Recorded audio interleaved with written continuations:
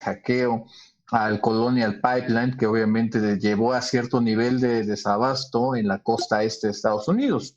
Y por el otro, justamente esta escalada en el conflicto israelí-palestina, que obviamente también tuvo incluso en uno de los misiles que le pega justamente a una terminal de almacenamiento y a un ducto del cual Israel obviamente tiene su gran parte de sus necesidades energéticas y que sin embargo, muy raro en esta parte y a lo mejor porque vale la pena y va a haber mucho interés, hablar justamente de por qué los precios del petróleo sin embargo siguen completamente estables. No vimos ningún brinco significativo en la gasolina, al menos en el lado mexicano, que estamos conectados con el PAD 3 de Texas, que es el Golfo de México, ni tampoco el precio internacional del petróleo aumentó significativamente.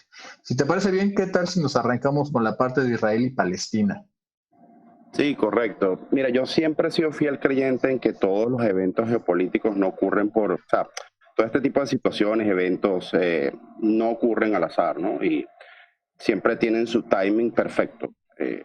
Acuérdate que las relaciones internacionales y toda la dinámica global o sea, sus principales actores son los estados, ¿no? Los estados como actores relevantes y preponderantes, obviamente más allá de la participación de los actores privados y todo este tipo de nuevos participantes y nuevos jugadores en los últimos escenarios. Por ejemplo, el caso de Hamas, por ejemplo, el caso de Hezbollah en el Líbano, que es apoyado claramente, fue financiado de su misma creación por Irán para la confrontación contra Israel cuando Correcto. en la década de los 80. Entonces, para mí, te repito, todo el epicentro de lo que vaya a pasar en la región va a estar centrado en Irán. eh, y curiosamente, Irán el próximo mes. Tiene elecciones, si mal no recuerdo. Ay, creo que te escucho un Ah, poquito cortado, José. ¿Si me Ahí está. escuchas? ¿Si me escuchas? Ya, ¿Me perfectamente. escuchas? Sí, creo que fui ¿Sí me nada más escuchas? yo, perdón, ahí está. Sí, creo que Vale, no fui te nada más yo, preocupes. perdón, Bueno, ahí está. Sí, no salió ya en muchísimo la atención que me gustaría a mí preguntarte directamente. Una buena parte, por ejemplo, de la Una administración buena de Trump, parte, por como tú muy ejemplo, bien lo mencionabas, que logró y que favoreció por mucho justamente a Israel en estos acuerdos de paz y ahora con el cambio de administración de la elección de Joe Biden, obviamente cambia también toda la estructura de estos mismos acuerdos, que quizá ya no sean tan sostenibles. Se ha visto claramente y está bastante bien documentado cómo también Benjamín Netanyahu ha tratado justamente de lograr alguna especie de colisión que no ha podido hacer en los últimos años y que por ende justamente este escalamiento, por desgracia y por maquiavélico que parezca, parecería que también viene instigado por las fuerzas iraníes, pero también una escalación que le conviene, al menos políticamente, a Netanyahu. Sí, sí me escuchas claro y fuerte, ¿no? ¿Aló? ¿Aló? Perfectamente te escucho, ahí te escucho perfectamente. Vale, vale. Bueno, mira, fíjate una cosa. Lo del tema de esta nueva escala de violencia, para mí, mucho más mortal a la fecha de lo que pasó en el 2014 y de las anteriores intifadas. Y bueno, todo el escenario de que ya todo el mundo conoce y que, bueno, lamentablemente arroja decenas de muertos. Fíjate, Israel, en la administración de Netanyahu, ha estado enfrentando en los últimos meses muchos problemas domésticos, muchos problemas políticos internos. Benjamin Netanyahu está enfrentando problemas de corrupción, acusaciones muy graves de corrupción. De hecho, ahorita están en un proceso de gobierno por esa misma issue, por esas acusaciones. Si en los próximos días no logran levantar, a ver, si no logran, pueden volver a ir a elecciones otra vez. O sea, la situación política de Israel le puede jugar, le está jugando como que un favor al mismo Netanyahu y por eso ha utilizado esta situación para unificar al país, una situación tipo chauvinista, unir al país otra vez. Claro, unas consecuencias bastante lamentables para ambos bandos, para israelíes y palestinos.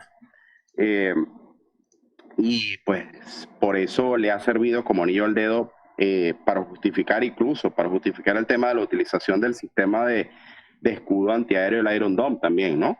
Entonces, Correcto. sí, entonces, eh, igual tú lo ves por el mismo lado palestino, o sea, el lado palestino,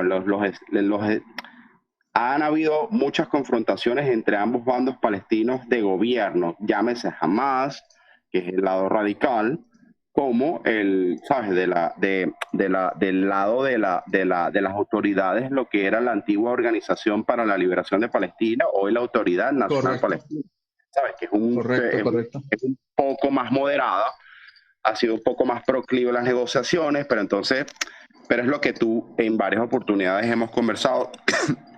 Irán pudiera tener su cierto grado de influencia en esta, ¿sabes? En esta escalada de violencia, como en todos los teatros de operaciones en el Medio Oriente, por el mismo tema de la confrontación sectaria que ha habido en los últimos 5 años. Sí. Casos como el Líbano, casos como Bahrein, como desde desde el mismo. Tú recuerdas cuando inició la llamada Primavera Árabe en el 2011, ¿no? Sí, por supuesto. Bueno, entonces eso también sirvió para ese tipo como que ese mismo clash de visiones religiosas dentro del Islam, tanto suní como shia, representadas pues obviamente por la casa de los sauditas y el mismo Irán. Ahora, la situación hoy en día es bastante distinta, bastante más complicada por el tema de la pandemia. Y de verdad tenemos un Estados Unidos bastante alejado de la dinámica de la región, no como antes, no como tradicionalmente ha sido. Ahora hay que ver cuál va a ser el papel que va a jugar Joseph Biden. Como ya te dije al principio, pues de la nada ya se armó varios tableros a la vez donde jugar. Fíjate cuántos tableros tiene el tema de Ucrania, el tema del mar del Correcto. tienes toda la conflictividad que se armó alrededor de Taiwán contra China. ¿Qué te digo? La escalada de sanciones contra Rusia, etcétera. Pero fíjate, incluso en esa parte, y fíjate, creo que ahí el paso natural es de que estos tableros, como tú muy bien lo mencionas, y creo que es la forma correcta de analizarlo, esos tableros ya no solamente son en el plano físico. Justamente una de esas nuevas arenas es precisamente el plano, literalmente el plano cibernético, el plano digital, y es en ese contexto donde cae lo del Colonial. Pero antes de que brinquemos a la parte de Colonial, hablemos justamente de la parte de energía, porque tenemos toda esta parte y los precios internacionales del petróleo incluso hasta han subido moderadamente. El Brent subió, el de Urales, el ruso ha subido. Así que déjame hacerte te lo voy a formular esto en una pregunta. ¿Es tan fuerte el control de la OPEP? Sabemos que Irán tiene las sanciones y que no está siendo parte de este mercado relevante, llamémoslo de esa manera, pero obviamente se están moviendo cosas alrededor de ello, ¿no? Sabemos que sus suministros están continuos, están diversificados, pero al día de hoy, en ese momento, todavía sigue una parte cargada hacia el Medio Oriente. Y sin embargo, pasó de noche esta escalada que hemos visto, al menos hasta ahorita. ¿Tú cómo lo ves, José? Bueno, mira, si tú me preguntas con respecto a lo que representa el control de la OPEP, para empezar, yo no lo veo tan sólido, o sea, es una visión muy personal, ¿no? Yo no lo veo tan sólido como hace, no sé qué te digo, unas 2 décadas atrás, 3 décadas atrás, o inclusive, ¿no? Pudiéramos ir mucho más atrás en la época del embargo petrolero, cuando colocaron de rodillas a tanto Estados Unidos como otras potencias europeas, con todo el tema del embargo petrolero, porque eran otros tiempos, eran otras situaciones. Hoy en día vemos a la OPEP tratando de cortejar a Rusia como principal actor para tomar decisiones en conjunto. Hemos visto en los últimos 3, 4 años como en países que han ingresado y se han retirado de la misma organización. Ya la OPEP no maneja la totalidad del mercado petrolero. Eso hay que estar muy claro. Sí, o sea, en cuanto al tema es correcto. Entonces, la OPEP sigue siendo un actor de referencia, pero yo no lo veo como un actor de control de mercado ni de precio. O sea, es una visión muy personalista, repito. Eh, Tú tienes un 65% del mercado aproximadamente, o sea, del mercado de la producción petrolera y de la exportación petrolera, no OPEP. O sea, ¿qué te digo? La producción OPEP total, a duras penas, te lo digo a duras penas porque, bueno, pero son aproximadamente 31 millones de barriles, a lo mucho, ¿no? Sí, Pero, y la OPEP siempre ha enfrentado muchas fracturas y muchas discrepancias internas desde su misma creación y que persisten, y más que todo dentro del mismo mundo árabe musulmán, ¿no? O sea, siempre han sí, persistido esa. toda la influencia justamente de un cártel de que todo mundo quiere hacer trampa, ahora que todo mundo, ahora ya que empieza justamente una especie de recuperación con los esfuerzos de vacunación, obviamente va de la mano todo esto, ¿no? Todo mundo quiere que ya la gente regrese, que salga, porque el turismo, porque las industrias, para que los mercados regresen, obviamente eso parecería que es lo que está determinando que hay una solidez mucho más grande y resistente. Coincido contigo.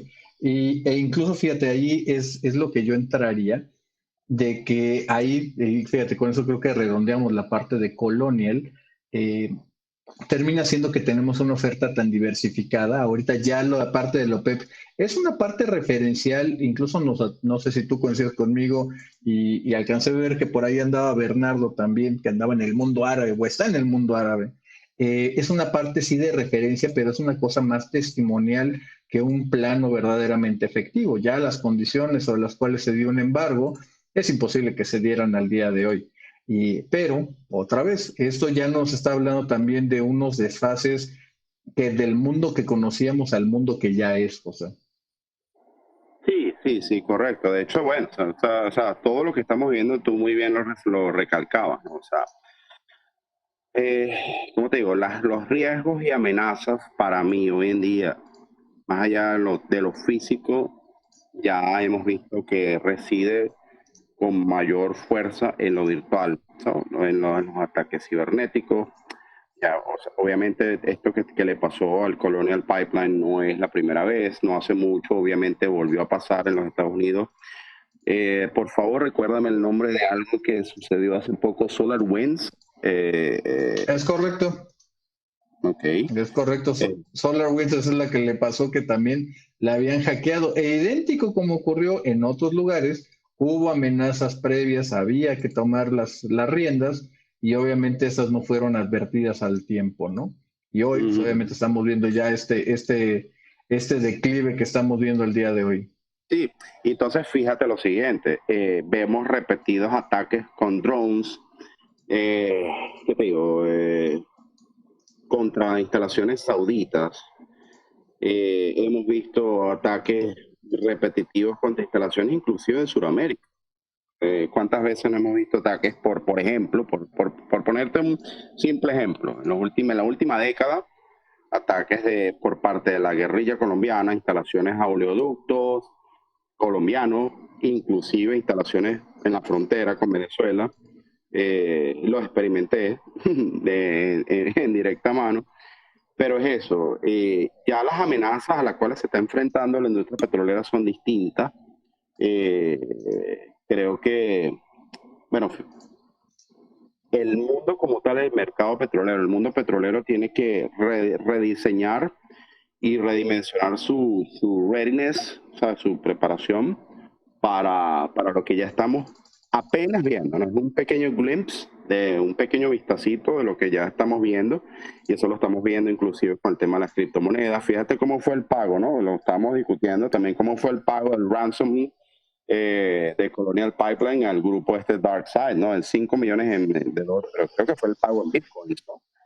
Es correcto. Fíjense, aquí esto, por si a algunos le vamos a dar un poquito de referencia, justamente en la semana pasada, ya van a ser, o con hoy, 6 días, uno de los más grandes ductos que hay en Estados Unidos, uno que lleva la producción de gasolina, de diésel, turbocina, de las refinerías prácticamente del Golfo, todo lo que de ahí es justamente donde importamos aquí en México la gasolina, es todo lo que lo lleva hacia la parte norte, bueno, sobre todo la parte este de Estados Unidos. Es lo que pasa por las Carolinas, es lo que pasa por Georgia, una pequeña parte de Florida, la parte norte de Florida.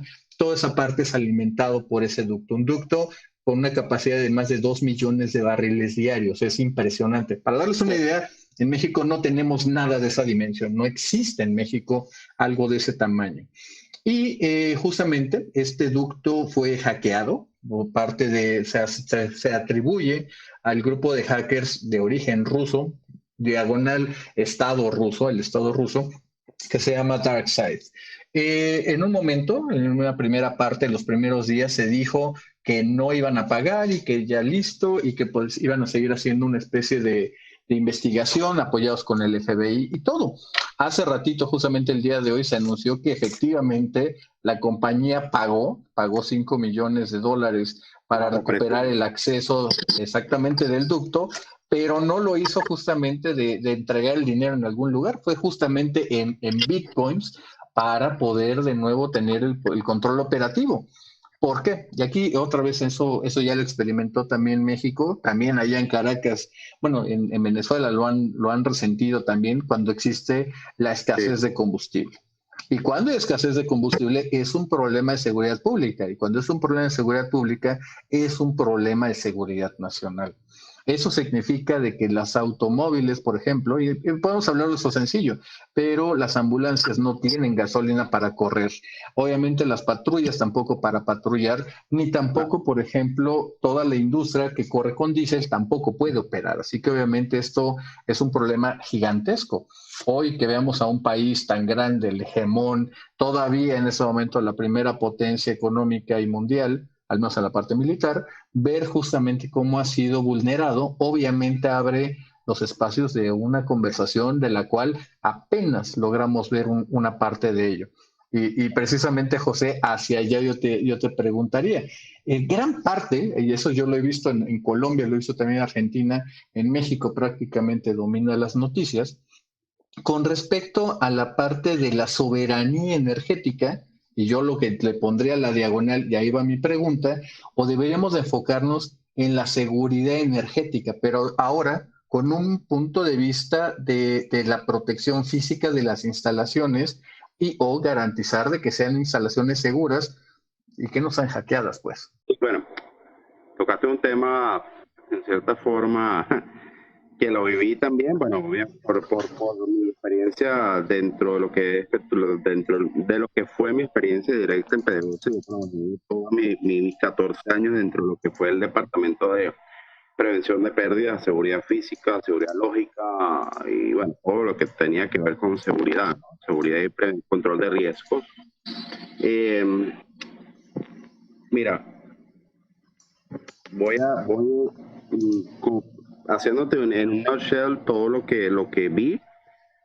A ver, PDVSA contaba con apoyo más estricto militar para todo lo que era la parte de seguridad física, monitoreo de instalaciones críticas portuarias, terrestres, offshore, o sea, todo lo que tenía que ver con instalaciones críticas de producción, exploración y todo esto, ¿no? Y de exportación, upstream y downstream. Y igualmente teníamos un equipo creo que todavía existe, porque he tenido contacto todavía con compañeros que están todavía ahí, la estructura se mantiene, de prevención de ataques cibernéticos. Obviamente hay, como todo, hay muchas fallas, hay muchas debilidades, pero todavía existe todo el tema de la seguridad ante ataques cibernéticos, seguridad lógica, seguridad cibernética, pero eso es, y en este mundo tan complejo, ¿cómo te puedo decir? Pero es una cosa que es bastante impredecible de que puedan ocurrir, eh, que bueno, es lo que yo te estaba diciendo hace rato. Eh, las amenazas a las cuales se está enfrentando la industria son muchísimo más complejas estaba enfrentando hace unos 30, 40 años aproximadamente. Entonces, inclusive, si hablamos de las criptomonedas, es un tema sumamente complicado, sumamente complejo, sumamente abstracto hasta el sol de hoy. No hay conocimiento preciso y esto tiene que ver mucho con el tema cibernético, virtual, digital. No hay conocimiento, inclusive las mismas autoridades, con las de los Estados Unidos, con las de los que quieran, no hay conocimiento preciso. Y fíjate que un país como los Estados Unidos, inclusive te lo voy a poner así, un Israel, con, Sí. con uno de los sistemas de inteligencia más renombrados del mundo, como es el Mossad, ¿cómo no pudieron prever esta lluvia de cohetes y sobre otras ciudades con un sistema de defensa antiaéreo? Yo creo que es el más costoso del mundo. O sea, ¿cómo no pudieron prever eso? Es una cosa que es bastante complicada de anticipar, hay que tener mucho conocimiento, hay que tener mucho insight knowledge para, bueno, para todo lo que estamos viendo y lo que Sí, sí, sí. Ahí en la última parte creo que te perdí un poquito precisamente, José, acerca de eso, pero fíjate, yo coincido contigo en este tipo de nuevo mundo, literalmente de una nueva... la nueva normalidad, Gonzalo, la nueva Es, normalidad. no, pero fíjate, no solamente la nueva normalidad, sino también estos nuevos terrenos, ¿no? Antes pasamos de tener sistemas, yo lo llamaría sistemas energéticos integrados, que antes, y eso lo lo hemos visto en nuestras vidas, en un momento donde era una cosa de operación en sitio. Alguien tenía que ir físicamente a abrir una válvula. Después se instalaron, por ejemplo, en el caso de los ductos, el sistema SCADA para poderlo hacer a distancia. Y hoy, justamente en esas redes ya globales, lo puedes hacer de una manera prácticamente, obviamente no es el caso, esas típicamente son redes cerradas, no son redes abiertas, pero prácticamente lo puedes hacer desde el tamaño de una app o de un celular. Obviamente el nivel, y creo que tú le acabas de pegar a este tema, es un replanteamiento, José, de los sistemas de seguridad como los conocemos, incluso hasta la concepción misma del concepto de seguridad que hoy se deben de tener los estados, y no solamente los estados, las propias empresas o los proveedores de energía, para darlo de una manera mucho más global. Fíjate que incluso, Gonzalo, la OTAN desde hace algunos años para acá ya tiene desde mucho antes de que toda esta situación de alta recurrencia de ataques cibernéticos, de impactos a instalaciones críticas, llámese petroleras, llámese cualquier tipo de energía, inclusive financiera, la OTAN ya tiene su departamento dedicado exclusivamente a este tipo de situaciones, ¿no? Es inclusive igual otros tipos de departamentos en los Estados Unidos dedicados a lo que es inteligencia financiera, inteligencia cibernética y todo este tipo de cosas, pero como es una situación bastante novedosa, con todo lo que se ha venido, lo que se ha, ¿sabes? Lo que se ha visto, bueno, hasta con fraudes con el tema de las criptomonedas, con tantas cosas que uno ha visto en los últimos, no nos vayamos tan allá, en los últimos 2 años, 3 años. Entonces, está llegando el momento que todas las grandes empresas se tienen que replantear todo lo que tiene que ver con riesgos en general, en macro, hasta caer al punto de lo que es riesgo cibernético, riesgos digitales, y todo este tipo de situaciones, cuando vemos también monedas, y todo el tema de el redimensionamiento y el rediseño de las transacciones financieras con respecto al tema de las transacciones petroleras, ¿no? Que ya hemos visto como ya el NICE, el London Exchange y las bolsas tradicionales de petróleo ya no son obviamente concentradas. La mayoría de transacciones, pero ya han surgido otras alternativas como en Moscú, como en Shanghái, como en Irán. Vemos cómo está surgiendo ese mundo alterno. Y pues nada, las empresas tradicionales, las empresas tanto privadas como las estatales, tienen que redimensionar todo lo que tiene que ver con los riesgos. En eso, créeme que durante mi estadía en PDVSA insistí, eh, inclusive para la misma creación, aunque sea de una unidad de lo que es riesgos geopolíticos, riesgos políticos, como se le llame, pero todavía hasta el sol de hoy se le ve como algo nimio, como que algo no tan relevante, pero créeme que hoy está cobrando muchísima más vigencia de lo que lo tenía hace 5 años atrás. Sí, sí, esa parte me queda muy claro. Pero fíjate, incluso en eso, José, dos cosas, ¿no? Una, ahorita, eventualmente, cosas muy novedosas, como es la parte de las criptomonedas, que están a final de cuentas basadas sobre la cosa quizá más básica o uno de los instintos más básicos del ser humano, que es la ambición.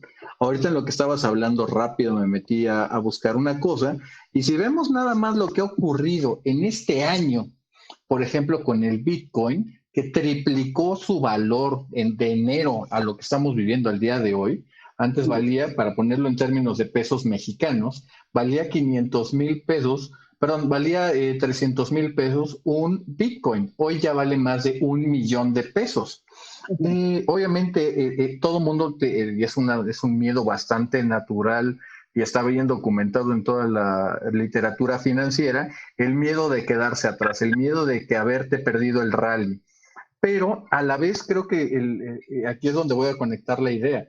Esta idea también de la propia tecnología que ha descentralizado justamente ese tipo de cosas, Sí. ha hecho también justamente esta descentralización de capacidades y también es las capacidades incluso hasta de hacer daño.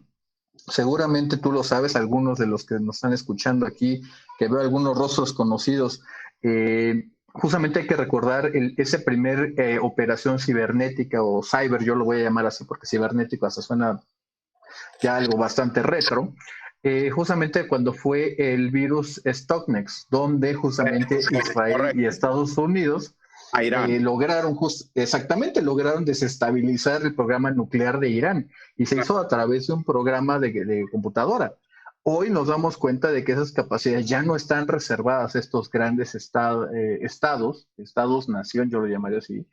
Ahora vemos, por ejemplo, que un país que literalmente pelea muy por arriba de su peso, como Corea del Norte, los iraníes manejan muy bien esto, los rusos juegan muy bien en esas arenas. Europa, más que hacerlo de una forma ofensiva, lo hace de forma defensiva para proteger, por ejemplo, toda su propiedad intelectual.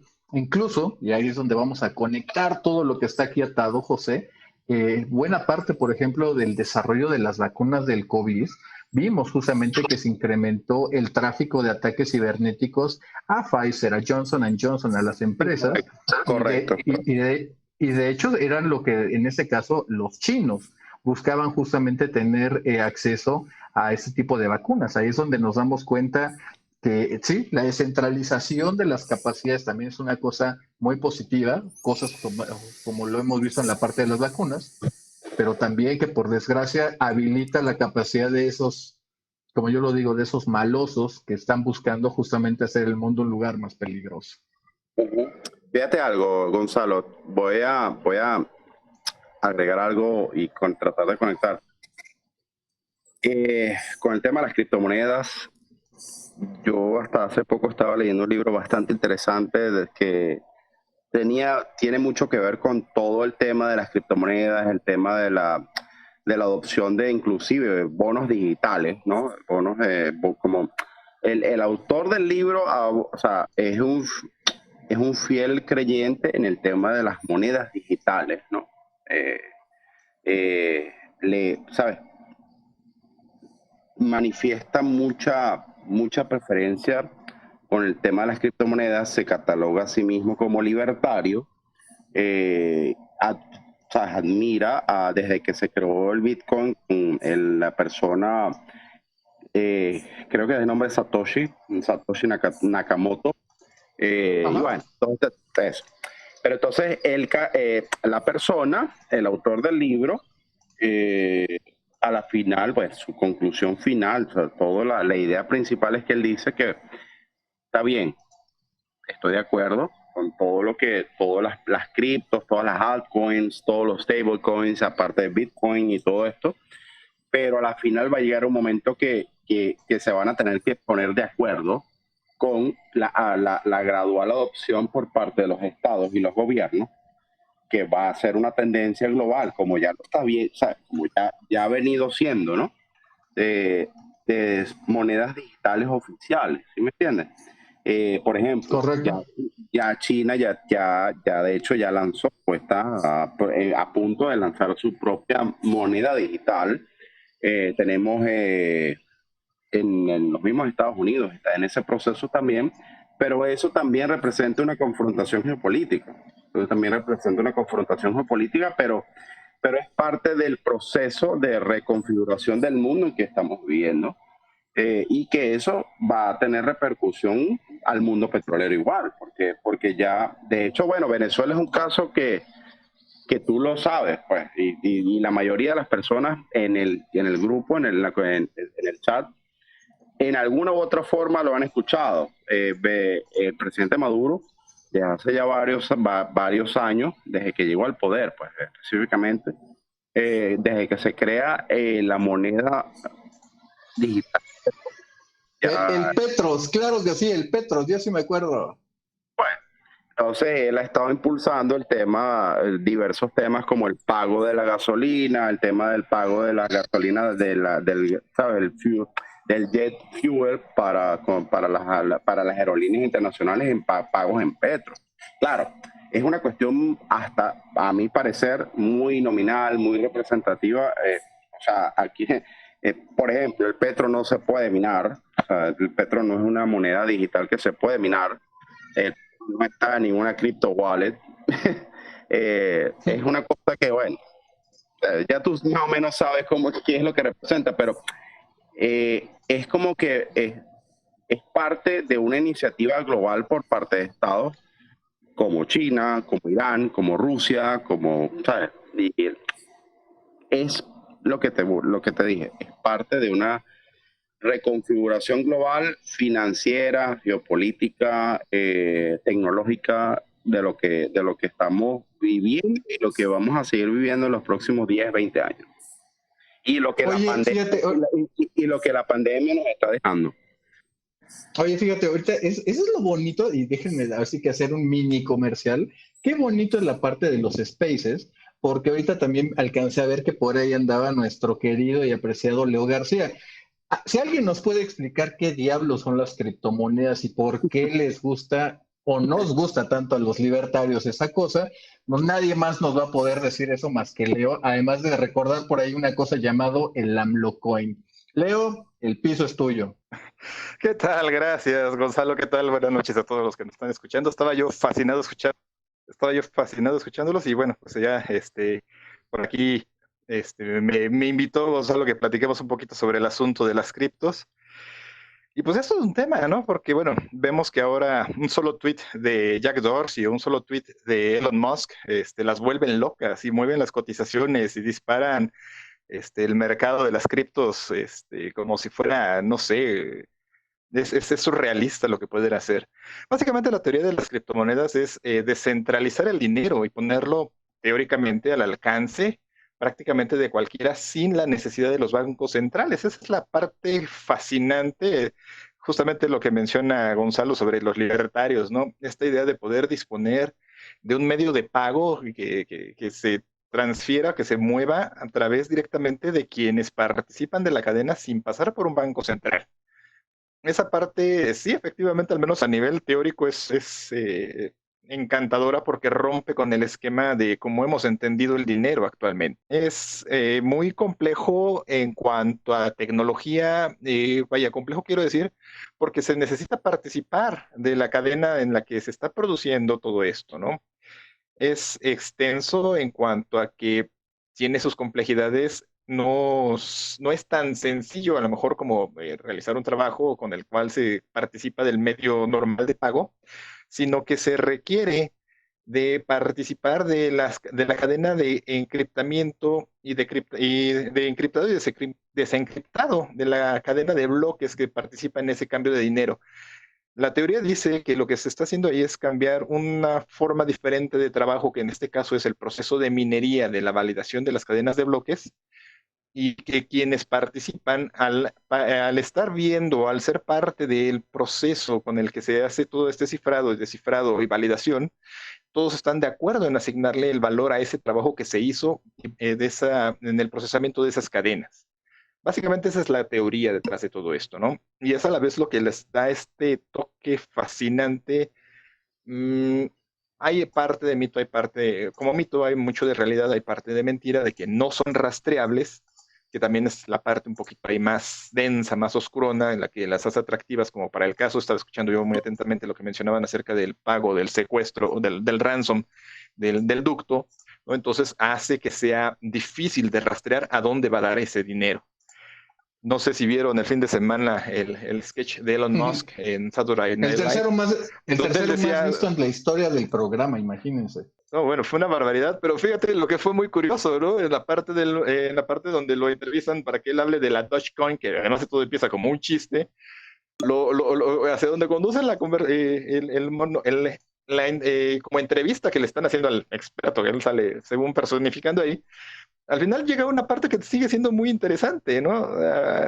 Todo está muy padre en la teoría, todo suena muy bonito en lo ideal, pero al final necesitan aterrizarlo en dinero, en dinero contante y sonante, que sí puedan llevarlo a la tienda y hacer sus pagos, ¿no? Esa es una de las partes más curiosas todavía que tiene este Oye, fenómeno. oye, Leo, déjame preguntarte una pequeña cosa que incluso yo me declaro neófito, es más, bien pendejo en eso. Justamente lo dijo José antes, ¿a qué se refieren con eso de el minado? Porque yo, una cosa que sí sé de esta cosa que es el minado, que no estoy seguro qué es que requiere una cantidad brutal de energía, eso sí lo sé. Así que platícanos de qué se trata eso. Bueno, mira, cuando hablan de minado, lo que sucede es que las criptomonedas se basan en la teoría de bloques. Los bloques ¿Qué es son lo del blockchain? pequeños ¿Qué es el segmentos. blockchain?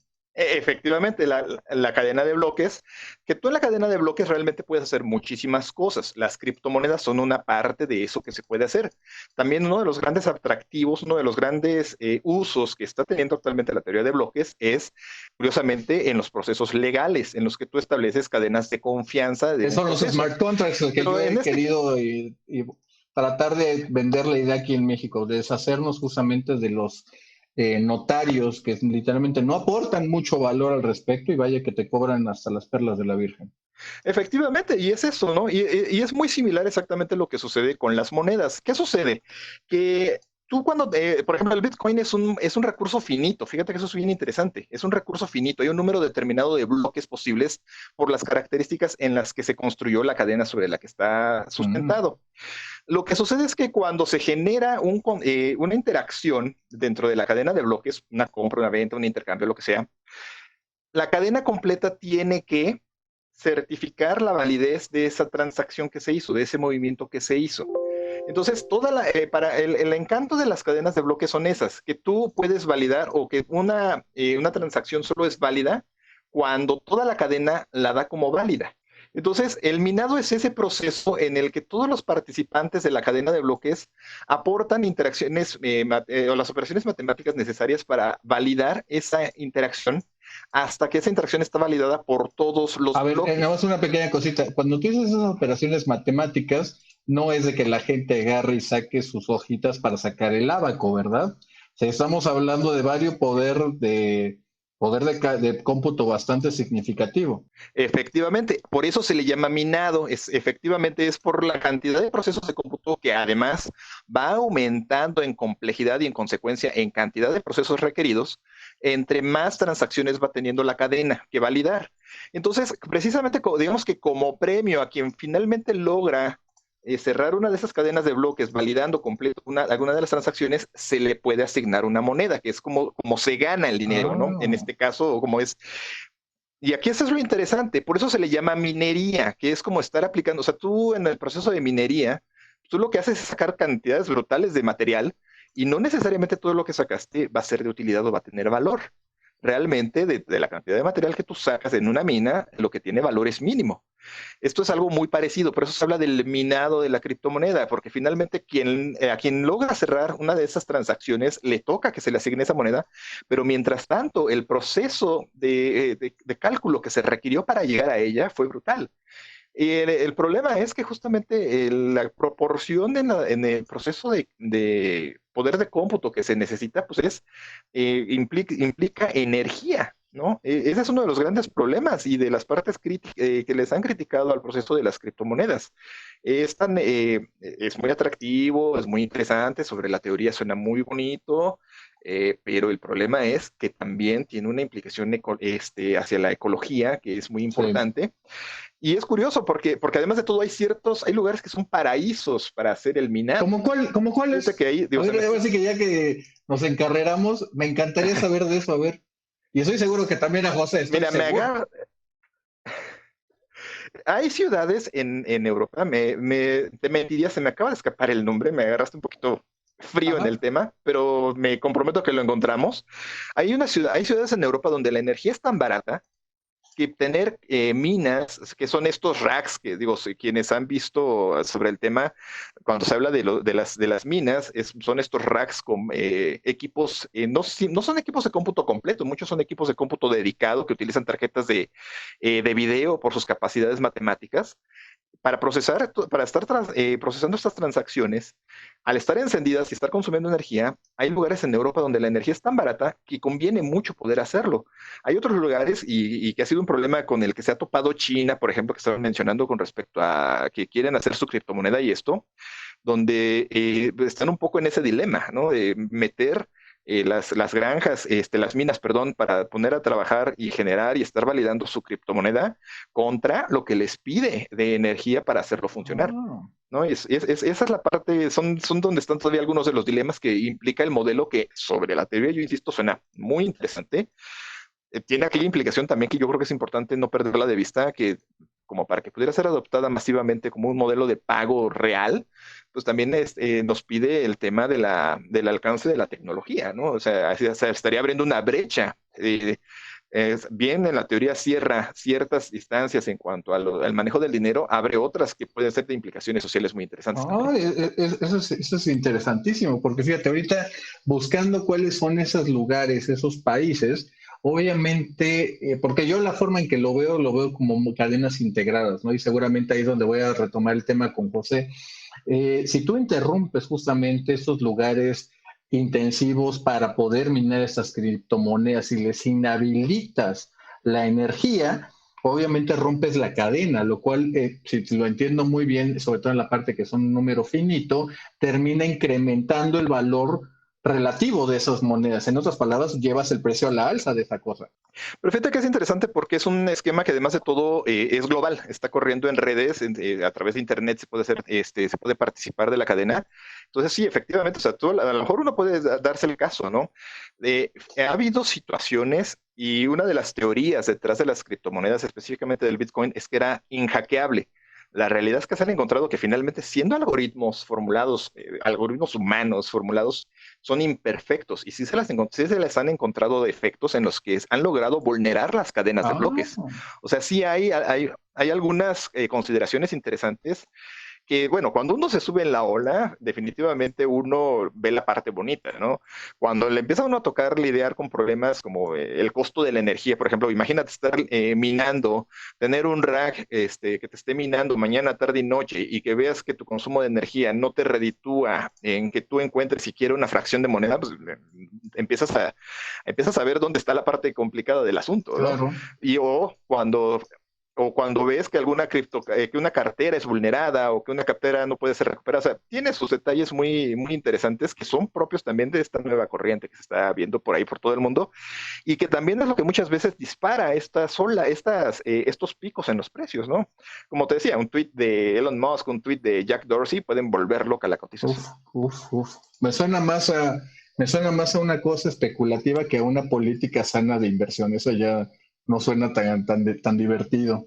Tiene algo de eso, efectivamente. De hecho, los detractores del modelo es mucho de lo que hablan, ¿no? Dicen, bueno, ok, tú finalmente el dinero, en el método tradicional del banco, tú tienes algo que lo respalda. Oye, En el Bitcoin, a ver, una pregunta que dime. yo tenía y que alguien más ahorita me está haciendo.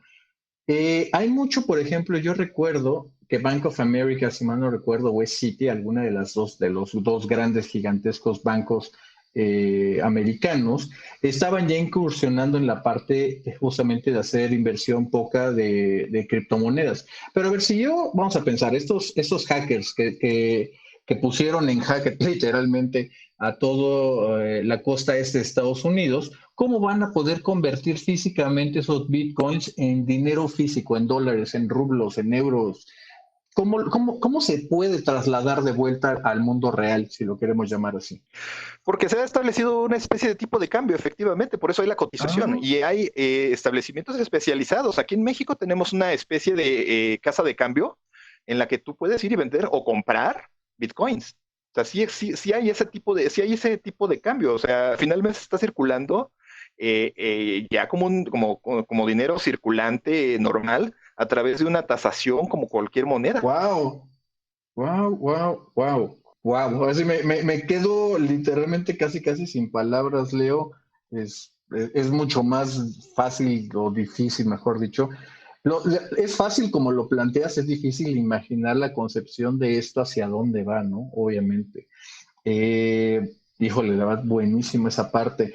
Ahora sí que te agradecemos mucho que te hayas metido así de colado, porque estas son cosas que, como les dije, es lo bonito de esta cosa de los spaces que nos da para poder así hacia otras partes y que gente que sabe del tema nos vaya platicando de todo esto. José, ahora sí que recuérdame qué tema nos quedó en el tintero, porque esta conversación todavía nos da para bastante. ¿Sí me escuchas? Perfectamente. Vale, vale. Quisiera agregar dos cositas a la interesantísima disertación de nuestro querido señor Leo García. Bueno, mira, fíjate una cosa. El tema de las criptomonedas en Venezuela ha sido una alternativa bastante interesante por todos los problemas financieros, monetarios que hemos estado atravesando en los últimos 5 años para acá. La pérdida de valor de la moneda, todos los problemas que hemos tenido con las dificultades que se han presentado con el tema del efectivo, la hiperinflación, la gradual dolarización de la economía forzada eh, aquí en Venezuela, ¿no? Dos cosas que quisiera agregar. Primero, aquí tenemos, por ejemplo, tú estabas comentando, Gonzalo, estabas haciendo alusión al tema de los cambios, el tema de las criptos a monedas locales y todo este tipo de cosas. Pues conozco de casos, yo tengo incluso, bueno, yo también participo en una, si me escuchas bien, ¿no? ¿Sabes? Perfectamente, perfectamente todo Vale. tuyo. Así No, que the floor is yours. está bien, listo, es que siempre hay que chequear. Pero mira, tenemos una cripto wallet que se llama Binance, que es bastante conocida en el mundo, que nos permite una de sus features, una de sus aplicaciones, pues cambiar lo que uno vaya minando o lo que uno vaya haciendo en trading de criptos, cambiar de criptos a moneda local vendiéndolo a cualquier comprador que se te presente. Eso es un feature que tiene Binance y que bueno, yo personalmente no lo he hecho, tengo muy poco tiempo en Binance, pero, pero ya lo estoy viendo, ya se presenta, pues. La otra cosa es que el tema en cuanto a lo que es el mining, el tema del minado, la relación, lo que es costo de energía en Venezuela, el tema del costo de la energía eléctrica en Venezuela con relación a lo que te arroja en ganancias las criptomonedas, cuando hablas del minado, es de verdad muy positivo. El tema de todo lo que hemos vivido a raíz del último apagón, ¿sabes? El último blackout que vivimos por 5 días, tú lo ¿Correcto? sabes, y la mayoría de los participantes en este chat lo supo por noticias o lo que sea. Entonces, fíjate una cosa, una factura eléctrica en cualquier casa, a lo mejor esté errado por poco, por lo que sea, pero una factura eléctrica en Venezuela no te llega a los $50. ¿Qué te puedo decir? O sea, Uf, mensual. al cambio, ¿no? Al cambio Correcto. negro, como tú lo quieras. Más allá de los Ajá. apagones, más allá de los cortes eléctricos, más allá de todo lo que se pueda presentar después de esa situación tan caótica que se presenta en Venezuela. Eh, pero, pero o sea, lo que tú puedas generar en cuanto al tema del minado de criptomonedas sobrepasa muchísimo, te lo estoy diciendo basado en casos personal y en casos de mucha gente que conozco que está en ese mundo, ¿no? Correcto. Y entonces, para mí, más allá de toda la detracción y todo lo negativo que se puede hablar de las criptomonedas, claro, más allá de lo especulativo también, yo permanezco fiel, permanezco personalmente fiel creyente en el tema de las criptomonedas. Claro, hay algunas más que otras que pueden permanecer en el tiempo, con toda la volatilidad que se presenta y toda la cosa, pero yo pienso que para los países en situaciones extremas como Venezuela y como otros países como Zimbabue, que Zimbabue, las criptomonedas se están presentando una buena alternativa. Bueno, yo creo que es una tendencia que se va a mantener en el futuro con sus modificaciones, con sus rediseños, con sus reconfiguraciones, con lo que se puede ir, con las adopciones iniciales de las criptos, con las monedas digitales que se pueden presentar, pero yo creo que la tendencia es hacia eso. Eso yo pienso. No, pero fíjate qué interesante esa parte, porque la pregunta, ahora, fíjate, ahí voy a abrirle también a Leo, si todavía nos está escuchando por ahí. ¿Cuál va a ser esa nueva estructura de seguridad? Aquí es la parte que quiero entrarle. ¿Cuál es la estrategia de seguridad ante los riesgos cibernéticos que hemos visto? Pasamos justamente de lo que era, sí, una parte de robo de propiedad intelectual, y fue gran parte de la etapa embrionaria, a la descentralización, ahora justamente cuál es la posición que tienen que tenerlos. Hoy, es más, lo voy a llevar un pasito para adelante. Como países, como regiones, ¿qué tan vulnerables estamos? Mira, eso va a depender mucho de la infraestructura. Para mí, primero de la infraestructura con la que cuente determinado país. Yo pienso que la inversión en lo que, o sea, la inversión principal va a ser en lo que es IT, la Information Technology. Segundo, lo que es el cyber security, eso va a ser también, obviamente, importante. Y también el mindset, ¿no? Porque eso hay que cambiar mucho para países que no está, o sea, que vienen mucho más atrasados o ¿sabes? No estaban tan acostumbrados a este tipo de situaciones, pero yo pienso que el tema de las inversiones, tanto financieras, monetarias, como en recursos humanos, en la capacitación de lo que es la parte de seguridad de tecnologías, el tema de las cibermonedas, va a ser bastante fundamental, bastante crítico. Y bueno, vuelvo a repetir, o sea, todo lo que para mí, todo lo que nos está dejando la pandemia es lo que nos va a redireccionar en los próximos 5 o 10 años.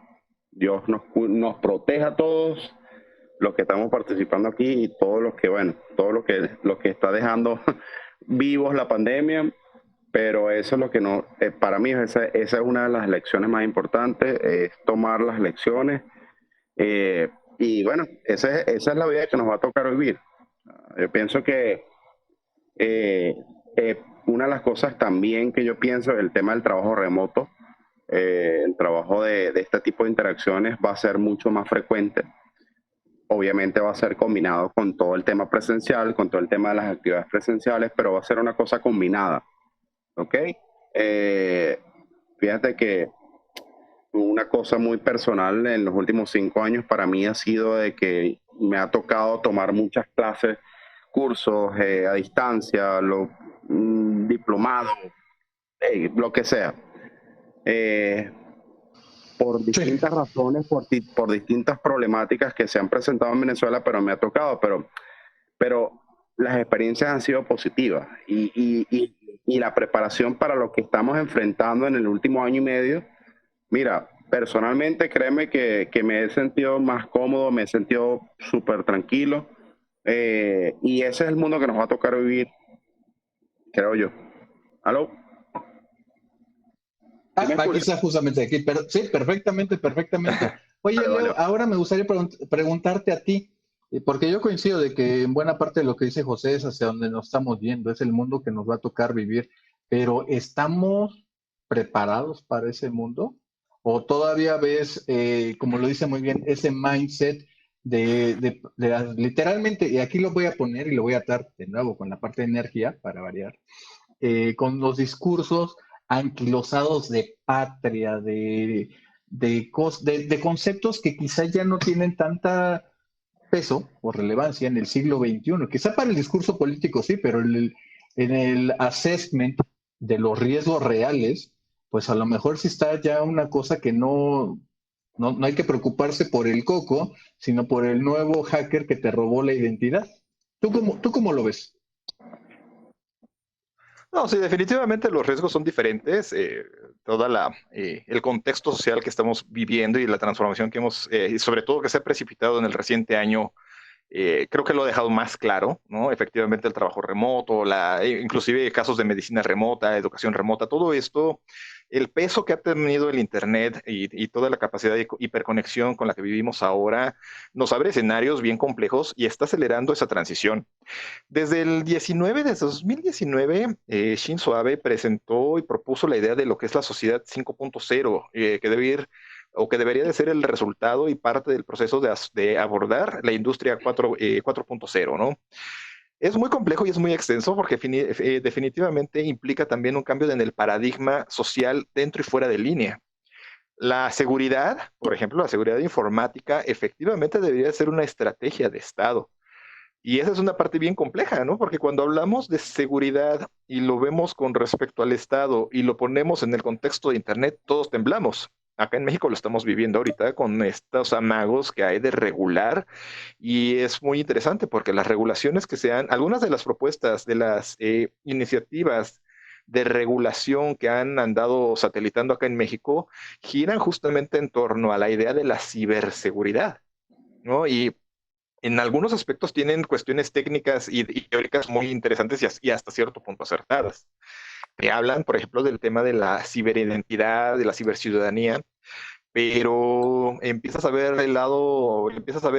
la cara más fea al tema cuando también te hablan acerca de que quieren poner en ese contexto a las fake news, ¿no? A los bulos, o que quieren hablar acerca de cuidar el prestigio, que quieren, entonces, son modelos que tienen, todavía no queda muy claro exactamente cuáles pueden ser los límites entre un área y otra, y esto es un caso que de hecho se da a nivel mundial.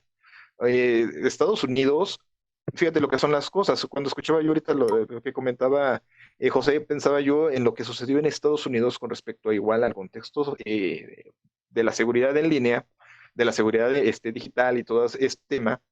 Ellos pusieron como prioridad de ciberseguridad su proceso de elección del año pasado, que era algo que además de todo, y por cierto, tenía bastante molesto a Donald Trump. ¿Sí? Y lo que está sucediendo ahora, ¿no?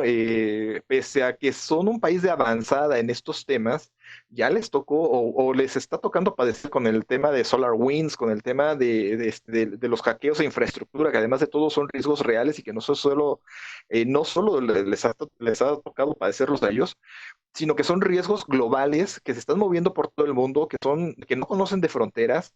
Y mencionabas algo que me llamó mucho la atención, Gonzalo, que es con respecto a los conceptos de patria, ¿no? Del tema de lo que es la soberanía. Cuando este tipo de temas no están bien claros, cuando no hay delimitaciones claras de dónde empieza uno y dónde acaba el otro, que además de todo son cosas que estamos aprendiendo en todo el mundo, sucede que te topas con casos como el de China.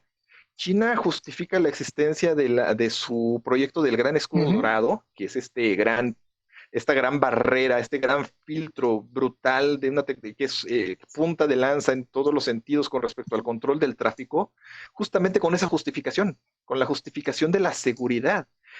Pero además de todo, Xi Jinping cuando lo presenta, él habla, y por eso me sonó bastante fuerte el campanazo ahorita que lo mencionabas, que era respecto a eso, que era una prioridad del Estado también tener el cuidado de la soberanía digital. Entonces, son cosas y son terrenos bien pantanosos en los que todavía estamos aprendiendo, en los que hay manuales, ¿no? O sea, hay manuales que sí te dicen, ¿sabes qué? Cuando se presentan tales escenarios, lo que tienes que hacer es X, ¿no? Por ejemplo, en caso de un ransom, el manual te dice no pagues, ¿no? Y situaciones por el estilo que pueden aplicar a nivel global porque son riesgos más o menos conocidos. Oye, Leo, pero en lo una general, pregunta porque ya me dio ahora hasta curiosidad. ¿Tú qué opinas que esta compañía americana de todas tenía que ser, haya decidido mejor sí pagar el rescate? ¿Termina cediendo? ¿Es una cosa que ya era de último recurso? ¿Qué opinión te merece eso? pues mira, viendo además, aquí fíjate que es bien interesante porque además de todo, ¿qué empresa es? No es lo mismo a lo mejor a que te tiren alguna empresa en la que puedas encontrar la manera de suplir alguno de los servicios que te puedan estar limitando con el ransom, a esta empresa a la que la detienen y además de todo es de una importancia estratégica para su país. O sea, el impacto es brutal. Y yo creo que efectivamente, pese a lo que dice el manual de no pagues, no negocies, porque sucede que estás tratando, finalmente hay que entender que estás tratando con un criminal. Y no hay la garantía de que un criminal tenga palabra. O sea, no, ¿con qué enfrentas eso? Pero el problema aquí es que yo creo que ellos hicieron finalmente una evaluación en la que consideraron que su mejor escenario era justamente echarse el volado, ceder, pagar y ver qué salía, ¿no? Entonces, son situaciones bien nuevas que estamos aprendiendo todavía en todo el mundo. Oye, pero adelante, José, adelante. No, y solamente quería contar otra cosa a la disertación súper interesante que estaba comentando el amigo García. Todo el tema también que se está armando ahorita con el tema de los pasaportes, que creo que la idea viene de Europa. ¿Los pasaportes de vacunación? Correcto. Entonces, y también otra alternativa, otra idea que surgió de los ex países soviéticos del Báltico, no con respecto a las vacunas, sino con el tema de los entrepreneurship, pues el tema de las visas electrónicas, por ejemplo, Letonia, Lituania, que sabes, son alternativas que están promocionando esos países para el tema de los emprendimientos sabes, para promocionar sus países, pero todo eso es virtual. Todo eso en los últimos 2-3 años ha sido virtual. Y esos son temas bueno, que recaen en todo el tema de lo digital, de todo el mundo que estamos tratando de aprender ¿sabes? A manejar, a ver cómo sacar. Creo que perdimos tantito a José, tantitito. Para la gente que, ¿sabes? Los más jóvenes, los más adultos contemporáneos, como se le quiera llamar, pero todavía resulta difícil de entender con todas, o sea, con tantas situaciones pasando alrededor del mundo, pues. Oigan, a ver, déjenme llevarlo esto para arriba, porque ahorita también gran parte de lo que está pasando, y ahí sí lo llevo, y logré hacer mi mejor esfuerzo y me contuve para hablar de la parte política, pero muy buena parte de incluso de estos avances tecnológicos están llevándonos una parte incluso de la elección de Estados Unidos donde Trump pierde, es justamente por la parte del correo. Justamente ya se ha empezado a hablar de forma seria en el Capitolio americano, justamente acerca de estas votaciones o depender del sistema político de votaciones electrónicas. Ahorita lo mencionabas muy bien, creo que es Estonia precisamente el que ya permite o tiene todas sus funciones de gobierno, trámites, permisos, pago de impuestos, todo de forma digital. ¿Qué pasa? Así tal cual. ¿Qué pasa si unos hackers rusos, un DarkSide 2.0 o como lo puso Leo 5.0, deciden alterar o hackear justamente las elecciones? ¿En qué mundo vivimos entonces?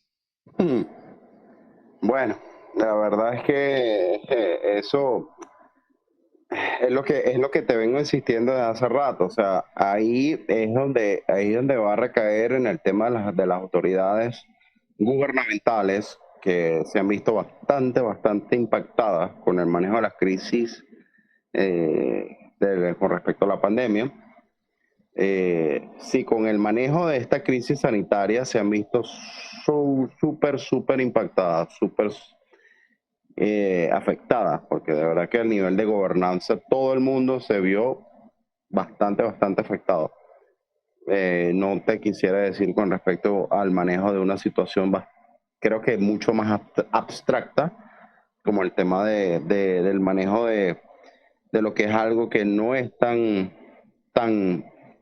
con, tan tangible como es el tema de todo lo digital, ¿no? Yo creo que incluso, o sea, tanto las autoridades oficiales como los ciudadanos como tal, todavía tenemos un largo trecho para aprender en todo lo que es este mundo digital, virtual, porque la verdad es que es algo, por lo menos personalmente, a pesar que tengo ya por lo menos unos 4 o 5 años en el mundo de las criptos y este tipo de cosas, pero todavía me resultan muchísimas cosas difíciles de entender, pero bueno, en un proceso de aprendizaje.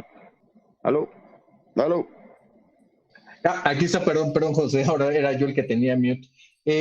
Fíjate, Leo, me gustaría preguntarte ahora a ti, ¿cuál es tu perspectiva de cómo lucen las democracias como las conocemos, justamente bajo estos esquemas de democracia digital?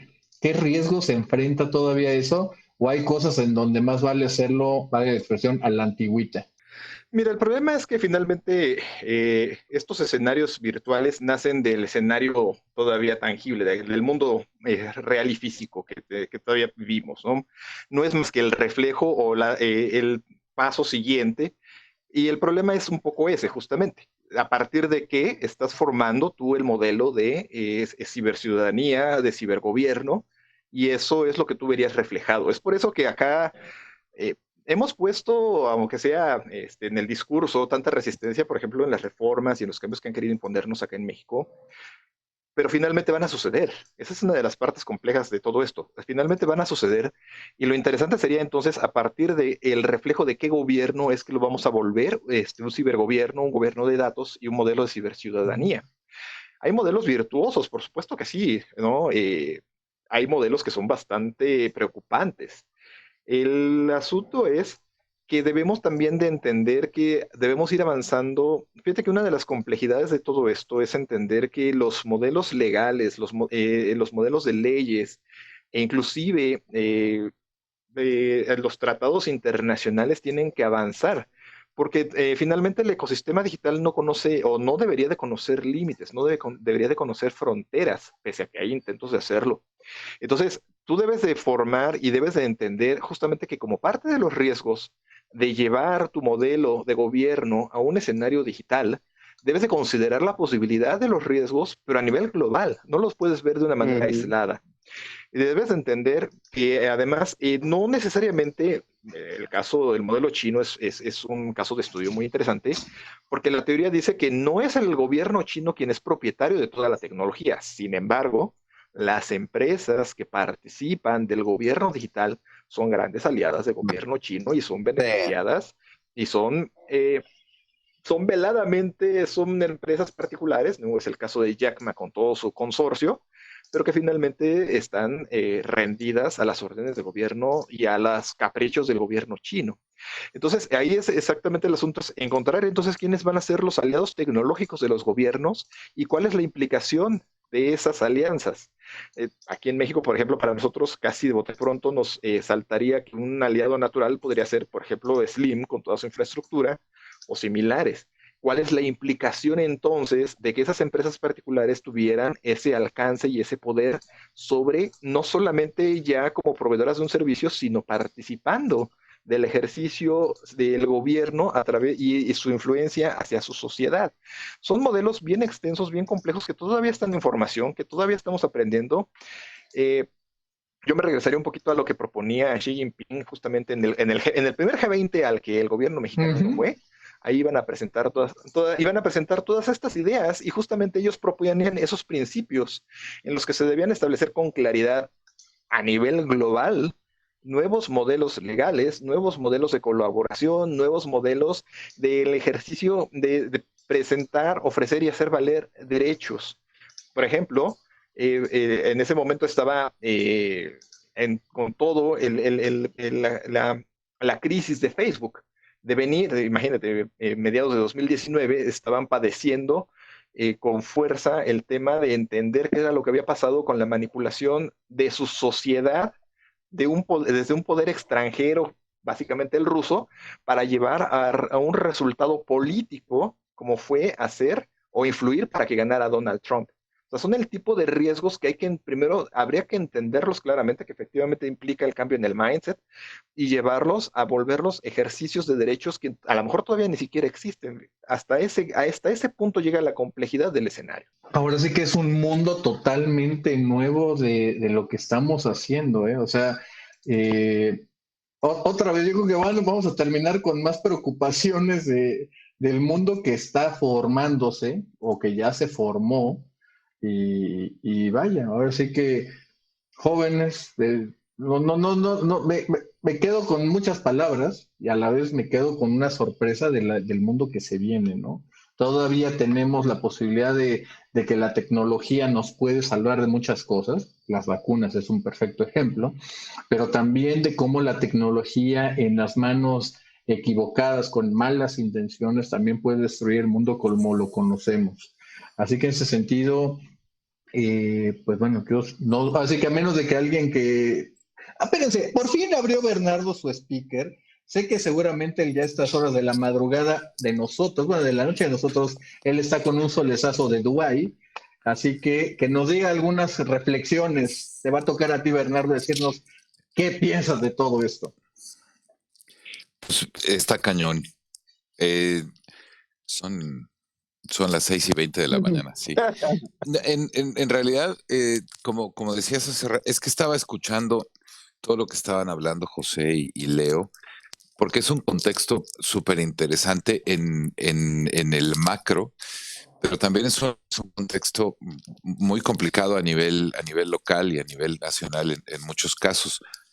Por llevarlo un poco al mundo de la energía de una manera un poco más específica, Saudi, por ejemplo, hay un órgano que es el High Commission for Industrial Security, que es básicamente una oficina que clasifica las diferentes instalaciones industriales en términos del nivel de seguridad necesario para mantenerlas seguras, valga la redundancia.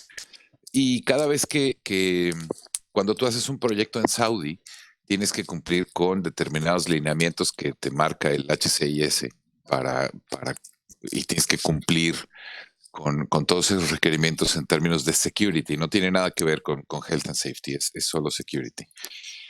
Y justo con este hackeo de Colonial y tal, la cosa se puso súper divertida, porque es verdad que tienen unos requerimientos de information security muy, muy serios, pero no se acababa de terminar el rollo del hackeo, y ya nos habían mandado a todos los operadores una serie de documentos, porque en cuanto salió el anuncio del hackeo, se pusieron a revisar todos sus protocolos. Y entonces están ahora mismo cambiando todos sus protocolos o revisándolos por lo menos para saber en dónde pueden mejorarlos, porque hay un riesgo demencial ahí, y es que si de alguna forma eres capaz de hackear el sistema, un sistema energético, el que sea, grande, pequeño, si eres capaz de hackear un sistema energético, paras un país entero en 30 segundos. A lo mejor estoy exagerando un poco con el tiempo y Leo nos puede dar un poco más de input en ese sentido, pero si eres capaz de entrarle a un sistema energético, o eres capaz de hackearlo de alguna forma, paras un país entero, paras todo, paras oficinas gubernamentales, paras sistemas de respuesta a emergencias, paras aeropuertos, paras instalaciones militares, paras transporte, paras lo que sea. Y en términos de energía y teniendo en cuenta la relevancia que está teniendo no solo la energía, sino la transición energética eh, hacia el mundo del que estás hablando, Gonzalo, del que habla José, del que habla Leo, en donde afortunada y quizá desafortunadamente la electricidad será lo que mueva al mundo en más de un sentido. También es verdad que en muchos casos y en el caso de muchos países, por lo menos en algunos de los países en donde yo tengo oportunidad de trabajar, la protección de la infraestructura en ese sentido no es tan buena. No es tan buena o está muy en pañales o está en un nivel en el que todavía es posible meterle mano a muchos elementos importantes de esos sistemas energéticos. Y eso es un riesgo demencial, Sí. porque muchos de los países que producen energía a lo bruto, hablemos de la sola región del Golfo Pérsico, desde Kuwait hasta Omán, hay una serie de líneas de 400K que están interconectadas y hay mucha exportación de energía y hay mucha importación. Es evidente que los Emiratos, Saudi, Kuwait, Omán, eh, incluso parece de risa esto, pero una parte de Yemen, perdón, de Yemen, no, estoy diciendo una perfecta estupidez. Perdón, Jordania, etcétera. Correcto. O sea, están interconectados. Entonces tú dañas un sistema eléctrico o un sistema de generación de energía, un sistema de gestión de energía, vamos a decirlo así, Ujú. y estás partiéndole el queso, en este caso estás partiéndole queso a 9 países que tienen no solo eh, una alta dependencia de la energía para funcionar, sino que son muy relevantes en términos de lo que sucede en el mundo en cuanto a transición energética, en cuanto a combustibles, en cuanto a petróleo, en cuanto a el manejo, los fondos de inversión más grandes del mundo están aquí. Entonces, el impacto de una seguridad cibernética no adecuada, por no decir mala, porque bueno, creo que estamos lejos de decir mala en estos tiempos, pero el impacto de una falla en un sistema de protección de la información o de seguridad de la información puede ser demencial. Da para hacer un libro estilo Clive Cussler, ¿no? De estos que son Literal. súper intrincados y que retratan unas crisis estúpidamente difíciles y etcétera, etcétera. Pero Entonces, es déjame un... detenerte tantito en eso, Bernie, por una cosa. Le acabas de pegar a lo que creo, vale la expresión porque ya lo dije como 2 veces, creo que redondea todo, porque estás hablando exactamente de lo que es la integración. Y cuando de pronto, como en México, que en febrero se nos fue la luz en todo el norte, fue porque había una tormenta invernal durísima en Texas y una pequeña parte de los estados del norte mexicanos. ¿Por qué? Porque de ahí tenemos el gas natural que viene para acá. Ahora, déjenme esta parte, es la complicada. ¿Cómo hacemos que estos nuevos riesgos que están ahí, y fíjate, yo a riesgo de que me corrija Leo y también a Jorge José, no es de que tengamos una infraestructura necesariamente mala, sino que es para enfrentar unos riesgos, que los riesgos han cambiado, han evolucionado y probablemente evolucionan a una velocidad mucho más rápida que los sistemas de defensa. Así que va a ser un juego de gato y el ratón, creo yo. Déjame, déjame preguntarte algo, Gonzalo. Adelante. A ver, la infraestructura como tal de energía eléctrica principalmente, lo que es, ¿sabes? Generación, distribución, más o menos en México, ¿cuánto tiempo de duración tiene? ¿Sabes? Te hablo desde las megas construcciones, los tendidos eléctricos y todo este tipo de cosas, más o menos cuánto tiempo tienen te hablo de las obras de mayor envergadura. Pues mira, te diría de que, por ejemplo, las líneas de transmisión, el sistema troncal interconectado, ese es de los 70 y tuvo una modernización, la parte norte, la tuvo en el 2005 al 2009, o sea, es relativamente nueva. Ahora, sin embargo, eso, sí, pero ojo, ojo, eso te estoy hablando de términos de respuesta rápida.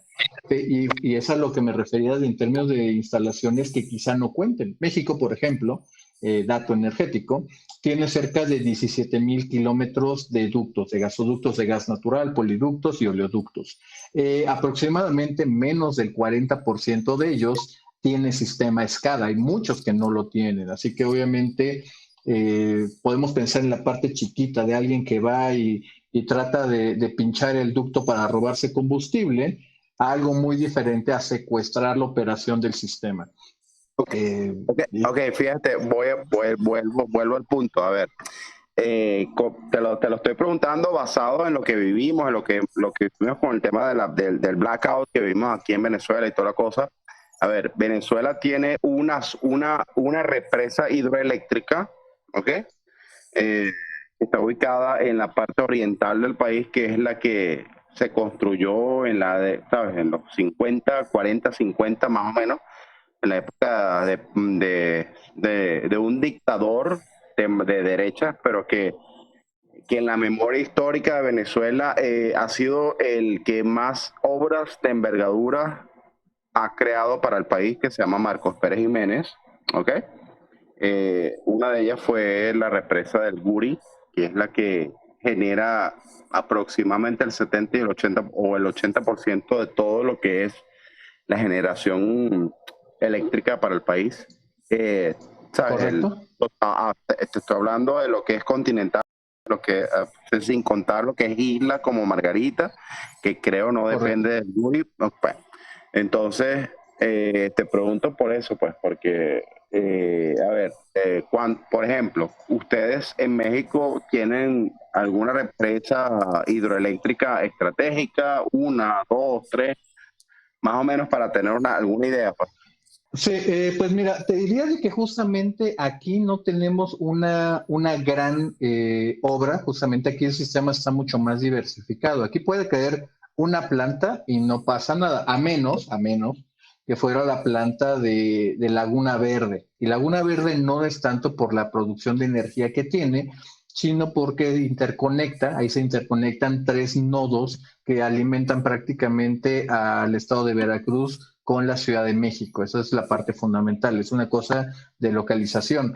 Pero en términos generales está muy bien de contribución al total energético. Ok, te pregunto para terminar la idea.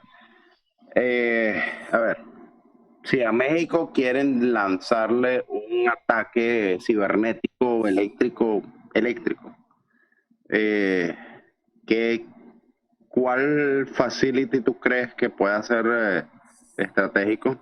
Las líneas de transmisión, definitivamente. Esa sí es una respuesta facilísima, las líneas de transmisión. Sí, transmisión. Yo, de hecho, José, si me permites, no me refería necesariamente a generación, porque la mayoría de los, yo estoy en el sector de construcción y desarrollo de proyectos de generación.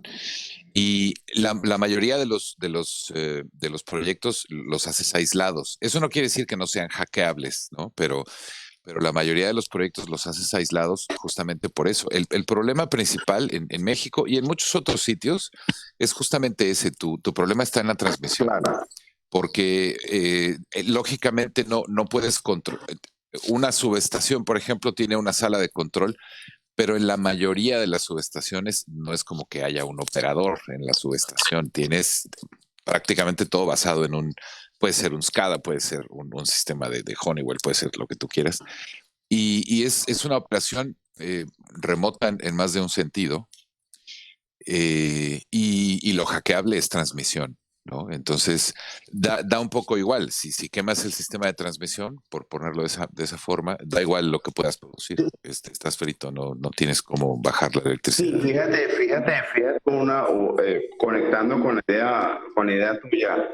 Yo tengo un familiar sea, primo que vive en el estado desde donde está, o sea, el estado como tal de Venezuela, donde está ubicada la represa del Guri, ¿ok? Que es la que genera prácticamente toda la electricidad de Venezuela, el 75%.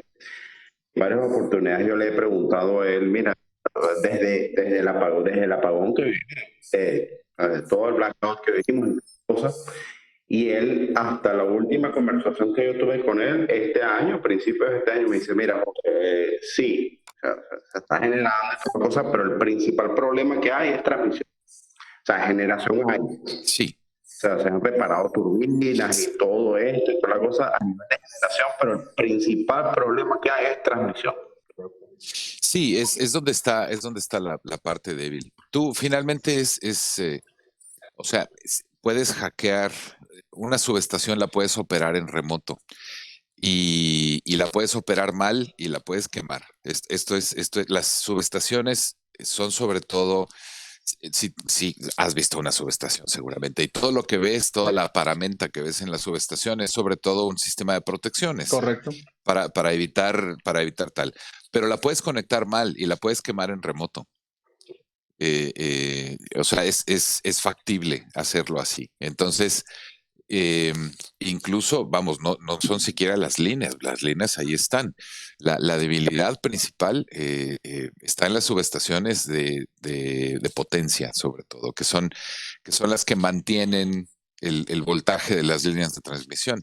Si eliminas de alguna forma, hackeas, dañas las subestaciones de potencia, estás frito. A ver, Frito porque además esos son daños físicos o sea, puedes generar daños físicos que no son reparables en 15 minutos.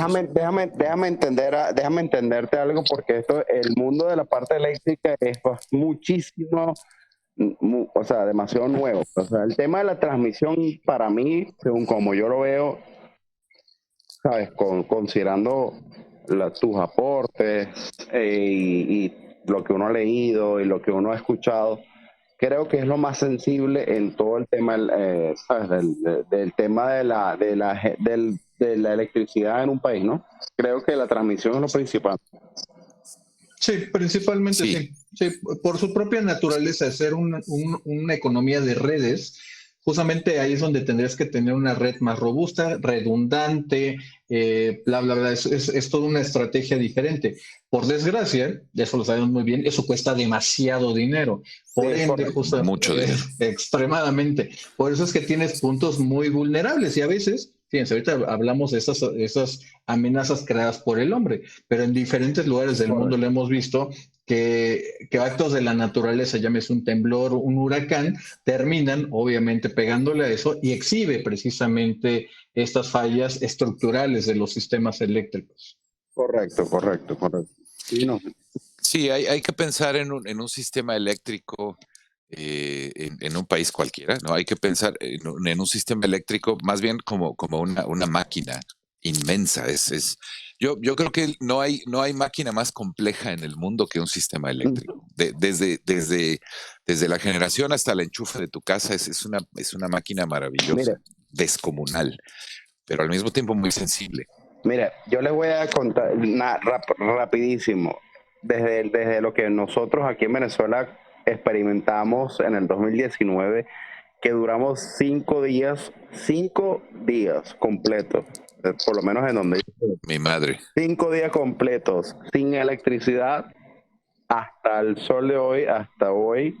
El trauma psicológico que hemos padecido no tiene comparación. O sea, cada vez que cuando hay un corte por distintas razones, cuando se va la luz, cuando se va la electricidad, por you name it, o sea, uno de una vez. O sea, es una cosa que se le quedó pegado a uno, que es una cosa súper crítico. O sea, por lo que uno vivió, o sea, porque, o sea, yo no sé no sé qué otro país haya vivido en la historia 5 días sin electricidad pareja, o sea, continua. Solamente de los ejemplos que se me ocurren, uno fue China, obviamente Corea del Norte, y los demás son eventos de guerra. Así que, pero obviamente. Es que, mira, escúcheme, yo nunca, o sea, yo siempre pongo un ejemplo para muchas personas con las que yo converso a lo interno, a lo externo. Venezuela hasta el sol de hoy no ha vivido una guerra civil, pero, oye, o sea, vivir una situación de 5 días sin luz y que el gobierno achaque la situación que vivimos a un ataque electromagnético, por Dios, o sea, y a raíz de esa situación, el trauma mental ha sido brutal. Se los estoy diciendo desde mi terruño hasta la capital Caracas, que Caracas ya está de rato, está siendo impactada, porque Caracas acostumbradamente siempre fue la burbuja, pero no, Caracas ya está siendo impactada desde largo rato por este tipo de situaciones de cortes eléctricos, por averías, como sea, con respecto a transmisión, por lo que sea. Entonces, por eso mi interés en el tema de la situación eléctrica, porque Venezuela vivió una situación y todavía la sigue viviendo, y porque todavía hasta hace poco yo le insistí a Gonzalo de que mira, o sea, que quiero tomar las previsiones del caso por si hasta los momentos no se me ha ido la luz, pero gracias a Dios, pues, pero es que es una situación que mentalmente afecta bastante. Claro, lo que pasa es que si lo piensas, claro, a ver, 5 días sin luz, como decíamos hace un rato, 5 días sin luz son 5 días sin luz en las casas, pero son 5 días sin luz en los hospitales. 5 días sin... Estimado, 5 días sin luz en toda Venezuela. Claro, entonces son 5 días sin luz en las casas, en los hospitales, de nuevo en las instalaciones militares, en los aeropuertos, porque a ver, las previsiones que uno hace en términos de energía, me voy a referir a proyectos de generación específicamente.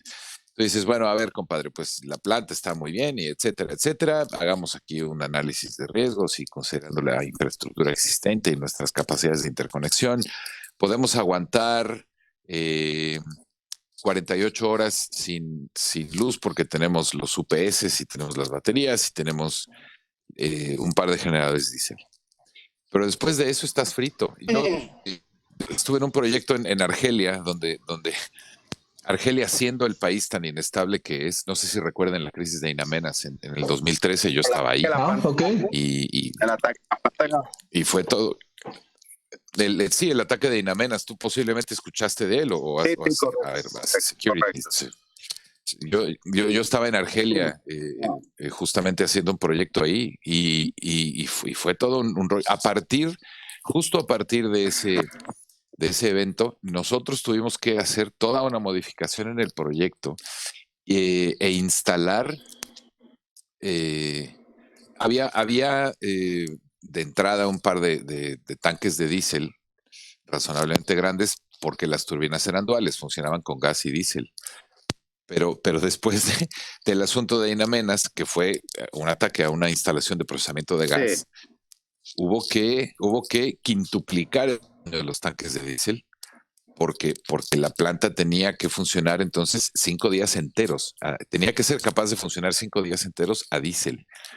Y por lo tanto hubo que quintuplicar el tamaño de los tanques de agua destilada para los sistemas de enfriamiento porque había que funcionar 5 días. La planta tenía que ser autosuficiente 5 días. Y el impacto que tuvo eso en el precio del proyecto, etcétera, fue demencial. Ahora traslada eso al dinero, como decía Gonzalo, al dinero que te cuesta tener una red de transmisión de energía redundante. Dios me libre la cantidad de dinero que te tienes que gastar. Exactamente. Pero es un problemón, porque al final, en realidad, la parte más sensible no es la industrial, la parte más sensible es la de la transmisión. Es como te decía hace un rato, si pierdes las subestaciones de potencia, prácticamente tienes un sistema de transmisión que no sirve porque no transmite nada. No puedes garantizar el voltaje, no puedes garantizar potencia, pues, en la red. Entonces no puedes empujar los volts, literalmente, no puedes empujar los volts en los cables. Entonces, pues perder la capacidad de transmitir energía, de transmitir potencia, es perder la capacidad del país para funcionar entero. No hay discusión. Ahora, se los voy a extrapolar a la situación venezolana. A ver, se la voy a lanzar de bombita, como decimos en Venezuela. De bombita, sí. Así dice un colega venezolano que tengo aquí. A ver, uno ha escuchado todo el tiempo de situaciones de disrupción de suministros y todo este tipo de cosas en países del Medio Oriente, Argelia, Egipto, Arabia Saudita, lo que sea, por toda la situación de inestabilidad política, de seguridad y toda la cosa. Pero Venezuela, ¿ok? Cuando uno escucha, uno lo está viviendo en carne propia. A mí mucha gente me preguntan, me cuestionan y toda la cosa, ¿qué es Venezuela y toda la cosa? La verdad, uno mismo que está viviendo en esta situación, uno no lo entiende. Porque Venezuela jamás, hasta el sol de hoy, hasta ahorita, no ha sido un país que haya vivido una situación de inestabilidad o de choques geopolíticos, religiosos, étnicos, lo que ustedes quieran llamar, porque Venezuela en toda su historia, desde su fundación y ha sido un país bastante tolerante en lo religioso. Bueno, yo creo que como toda Sudamérica, ¿no? Toda Sudamérica y Latinoamérica. En ese tipo de situaciones no hemos tenido problemas y no hemos tenido ningún tipo de inestabilidad, ¿no? Pero para mí me cuesta aceptar, vuelvo a insistir, cómo Venezuela, siendo el mayor reservorio de petróleo en el mundo, sigamos viviendo en una situación de inestabilidad, de crisis en cuanto a lo que es suministro de electricidad, de gas doméstico, de petróleo, y todo lo que se derive de la parte del término de energía, porque eso no responde sino a otra cosa, sino mal manejo de los recursos, mala administración de los recursos, una mala gerencia. Eso es lo que sí. Es correcto, Sí. Es bastante correcto. Y fíjate, ese ejemplo que pones, José, pega prácticamente en todos lados, ¿no? O sea, puede ser que tengas el recurso físicamente, que la naturaleza los haya bendecido con esa abundancia de recursos, pero la situación arriba de la tierra, las condiciones de la inversión, de la certidumbre, de poder ser literalmente traer la tecnología o desarrollar la tecnología, o en el caso, por ejemplo, de los saudíes o de Medio Oriente, de poder importar la tecnología, pero no solamente los fierros, sino importar el expertise. Que hoy veamos, como yo creo que Bernardo es el perfecto ejemplo, que veamos a gente capaz en otros lados del mundo pudiendo hacer ese tipo de cosas, nos damos cuenta de que no solamente son los fierros, ni tampoco solamente son los recursos, es el expertise y todo un marco que permite que el expertise florezca. Y en eso, hay que decirlo claramente, desde Tijuana hasta Ushuaia, allá por la Tierra del Fuego, sí, los latinoamericanos tenemos mucho que hacer ahí, muchísimo. Sí, lo malo de eso, lo triste es que gran parte y lo digo como lo siento, lo triste es que gran parte de esa expertise abundante que había en Latinoamérica hoy trabaja en Europa o trabaja en el Medio Oriente.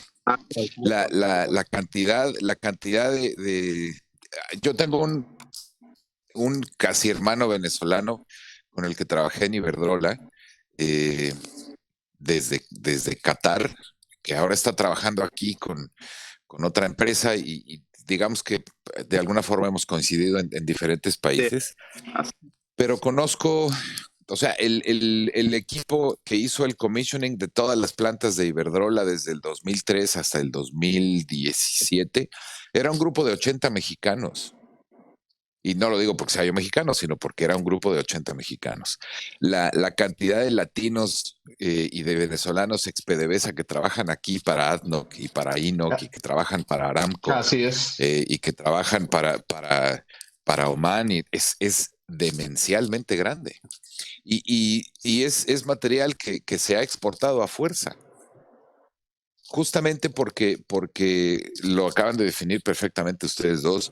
Los fierros son los fierros, pero luego hay que saber qué hacer con ellos. Y ahí está justamente el valor de invertir en tecnología y de invertir en gente que sepa usarla. Si tú estás acostumbrado a manejar un Renault 5 y te presto un Porsche 911, pues te vas a poner muy contento. Pero si no sabes qué hacer con el Porsche 911, vas a terminar chocando en un panteón y varios muertos van a resultar heridos. Sí.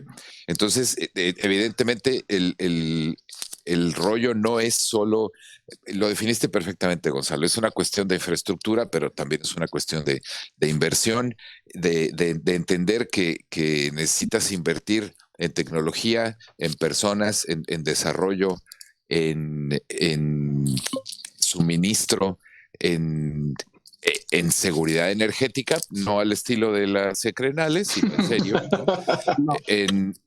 Y sobre todo, ¿sabes?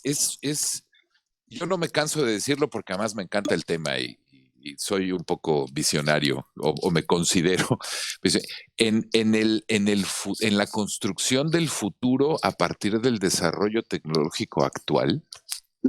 Porque si no se desarrolla tecnología y si no se hace crecer el expertise y no se invierte en ambas cosas de manera inteligente, uno de estos días, perdónenme la expresión, pero todo va a valer madre y vamos a regresar a la edad de piedra en una de esas que alguien se equivoque a lo grande. Es verdad, y yo estoy muy de acuerdo con su informalidad, porque aquí en Venezuela a cada rato uno lo ve y toda la cosa, y yo siempre, más allá de todo el tema ¿cómo te digo?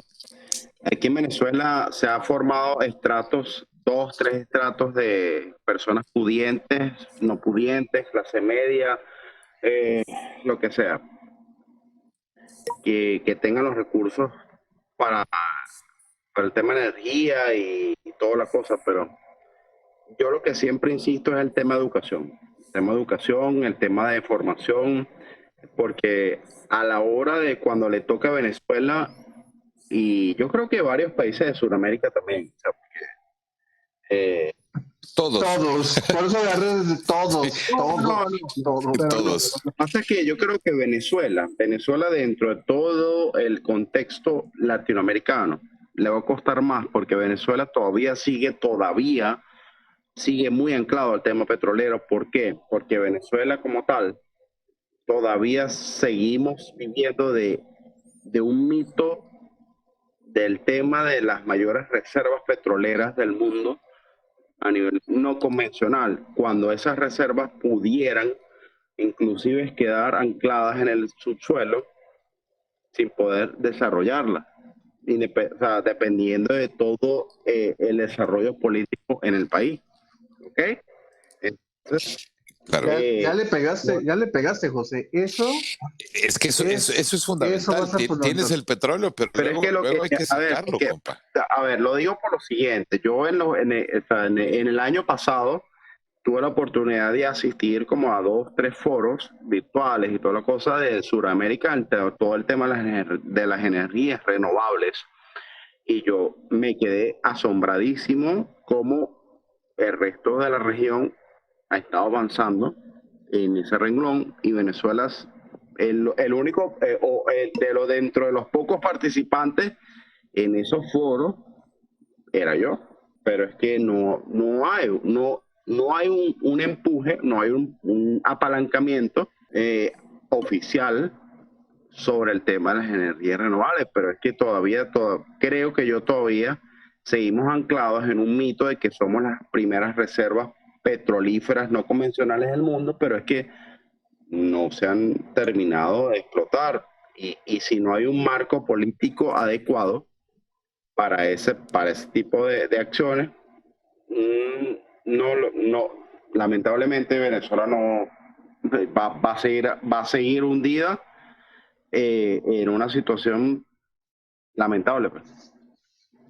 Y fíjate, José, lo que acabas de decir, yo creo que con todos los que nos están escuchando, literalmente retiembla mucho tus palabras, porque exactamente estos mitos, yo lo llamaría así, de los cuales vivimos y todavía al día de hoy se forman grandes políticas públicas, es lo mismo que ha pasado. Mientras tú estás hablando exactamente de la parte de que somos el país de las mayores reservas, México, al menos en esta administración, está pasado por el tema de que el petróleo es nuestro y hay que defender el petróleo, cuando el mundo, y de nuevo, yo creo que ahí la parte de Bernardo nos da, porque yo siempre digo que él vive en un lugar que ya vive en el siglo XXIII, yo siempre lo digo.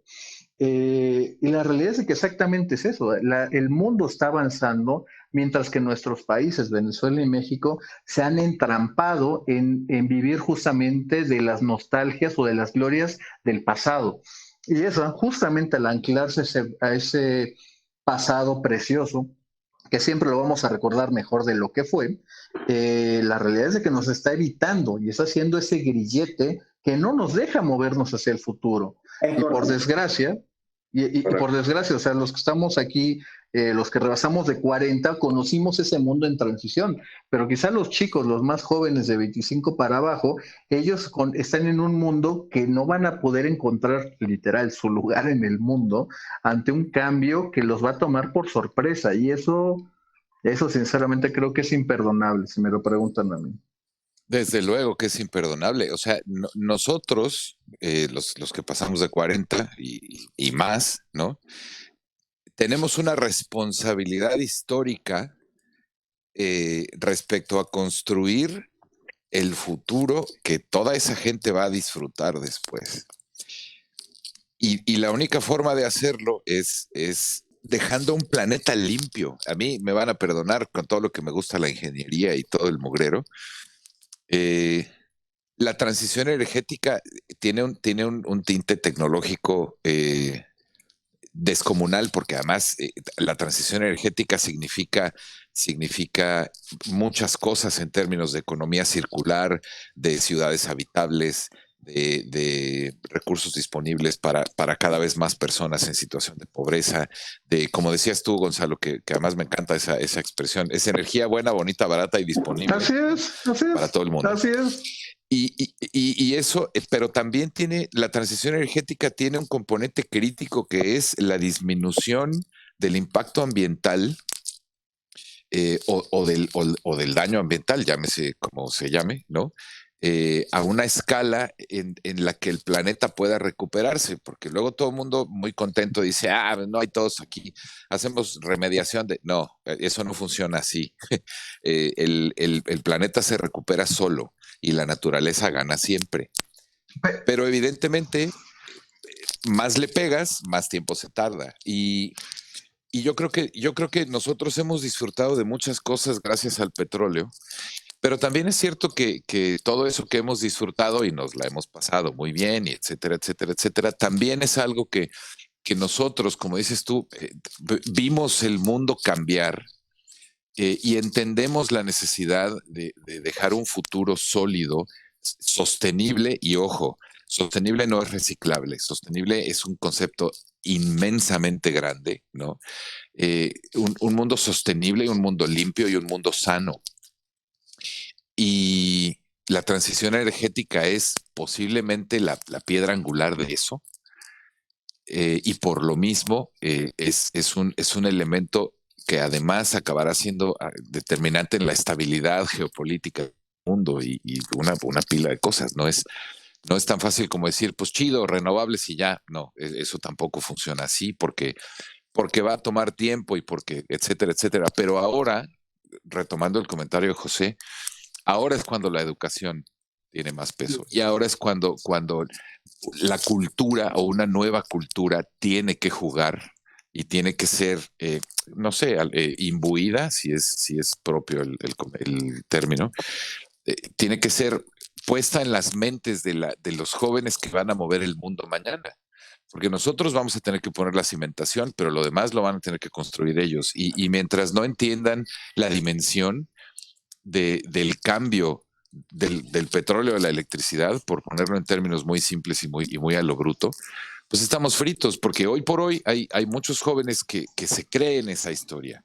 No en México y en Venezuela, en el mundo mundial. Hay muchos jóvenes que se creen el cuento chino de que el petróleo que el petróleo es nuestro, mis cataplines. Yo no he recibido un solo cheque de regalías por las ventas del petróleo en México, ni lo voy a recibir.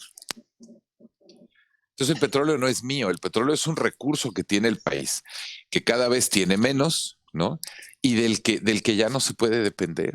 Es así de fácil. Oigan, es así de jovenazos, pues miren, ahorita yo creo que ya tenemos incluso tema para que lo agarremos, no sé si todo el mundo está de acuerdo, lo agarremos de una forma regular, así la noche de los jueves, mañana justamente de viernes para Bernardo, porque esa conversación da para mucho, incluso les propongo el tema, aprovechando que tengo aquí también a José, para hablar justamente de esos riesgos que va a haber en la transición energética. Yo he sido extremadamente claro de que el proceso de la transición energética es prácticamente inevitable y es irreversible. Y va a depender literalmente de cada uno de los países, de las naciones, pero también de los ciudadanos, de las empresas, ajustarse a estos nuevos cambios. No todos están en el mismo canal.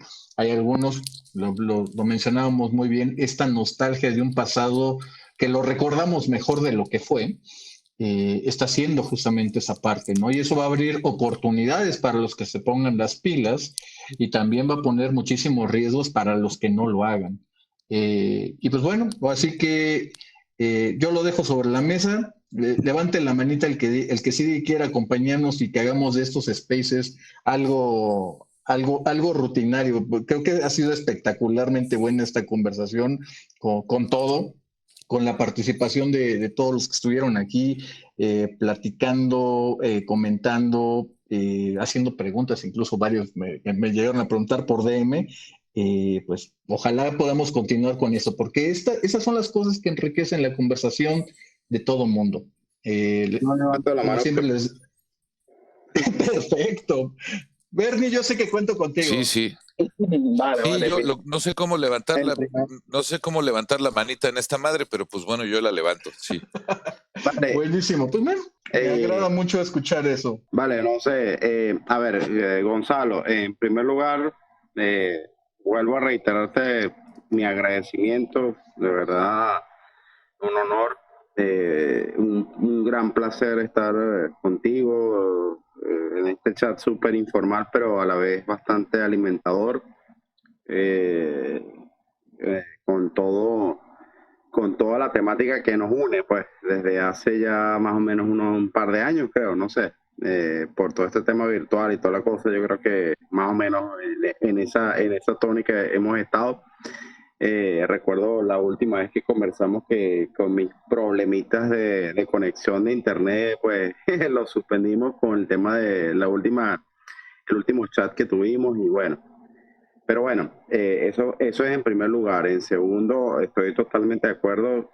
Cuenta conmigo para cualquier día que consideres, para cualquier chat de Spaces o en cualquier otro ámbito que consideres. ¿Qué te puedo decir? Para nuestras discusiones, análisis, esto lo veo como algo sumamente positivo para intercambiar ideas entre ambos países sufriendo, porque lo estamos sufriendo, de muchas problemáticas a nivel energético, político, social, sociopolítico, como se le quiera llamar. Pues nada, para encontrar soluciones, algún tipo de alternativa para lo que estamos sufriendo, para lo que estamos viviendo y bueno, nada. Cuenta conmigo para lo que tú quieras, simplemente rompe el vidrio en caso de incendio y nada. Siempre. Así es. Buenísimo, ¿no? Y de plano yo sí les voy a tomar la palabra. Algo padre que ha dado todo esto, y como se dieron cuenta, lo platiqué con José, pero las intervenciones de Leo, de Bernardo, las preguntas que hicieron, enriquece y nos enriquece a todos. Yo sí soy de la idea de que mientras más personas participemos en estas conversaciones, en estas discusiones, vamos ganando todos. Así que no me queda otra cosa más que darle todo mi agradecimiento total a todos los que se chutaron estas 2 horas de conversación. Pues muchas gracias a ustedes. Eh, Seguramente tenían cosas mejores que hacer, pero les agradecemos muchísimo que nos hayan acompañado.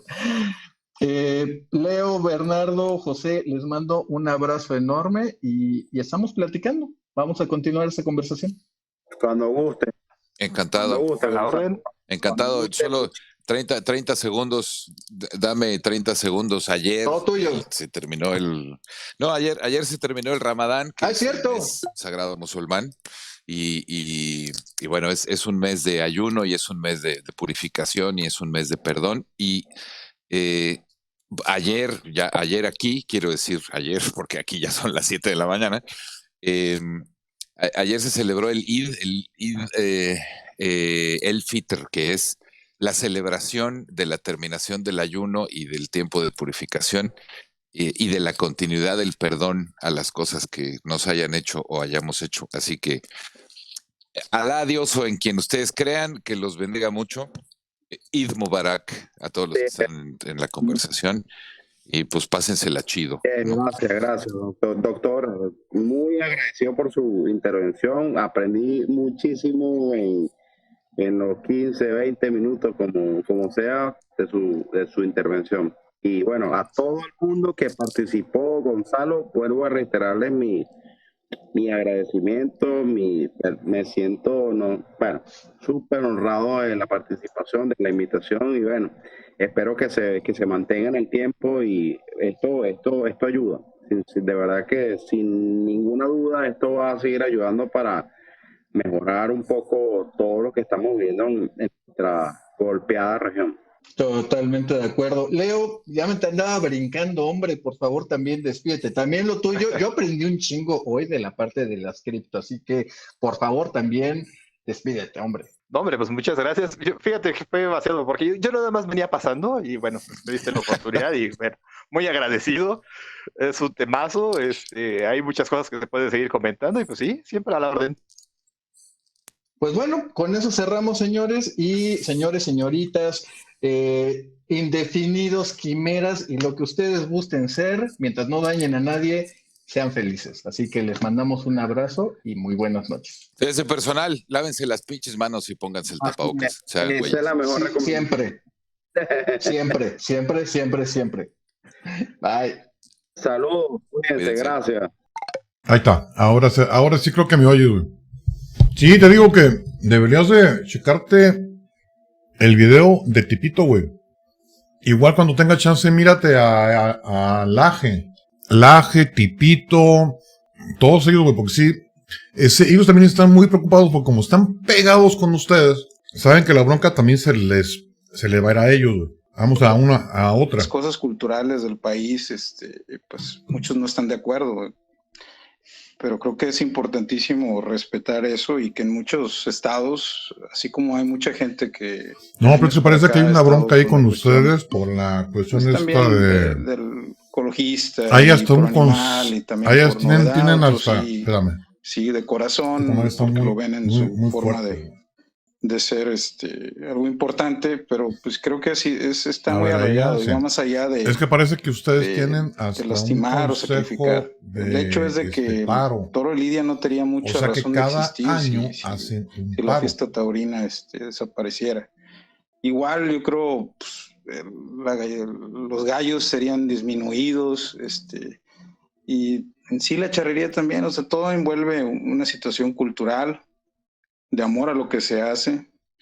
Y si ves una perspectiva, es una forma de negocio y de sustento a muchísimas familias. Entonces creo que hay que respetar. Ahora no es algo nuevo, es algo muy arraigado y pues creo que debe prevalecer, porque así Así está en Perfecto. muchísimos países. Muchas gracias. Muchísimas gracias, Frank. Gracias, Frank. Por fin te pudimos escuchar. Voy a ir sacando a gente Ahorita del regreso. estrado. Paro para Perdónenme, cambiarle pero título, ya regreso. necesito también dar más micrófonos.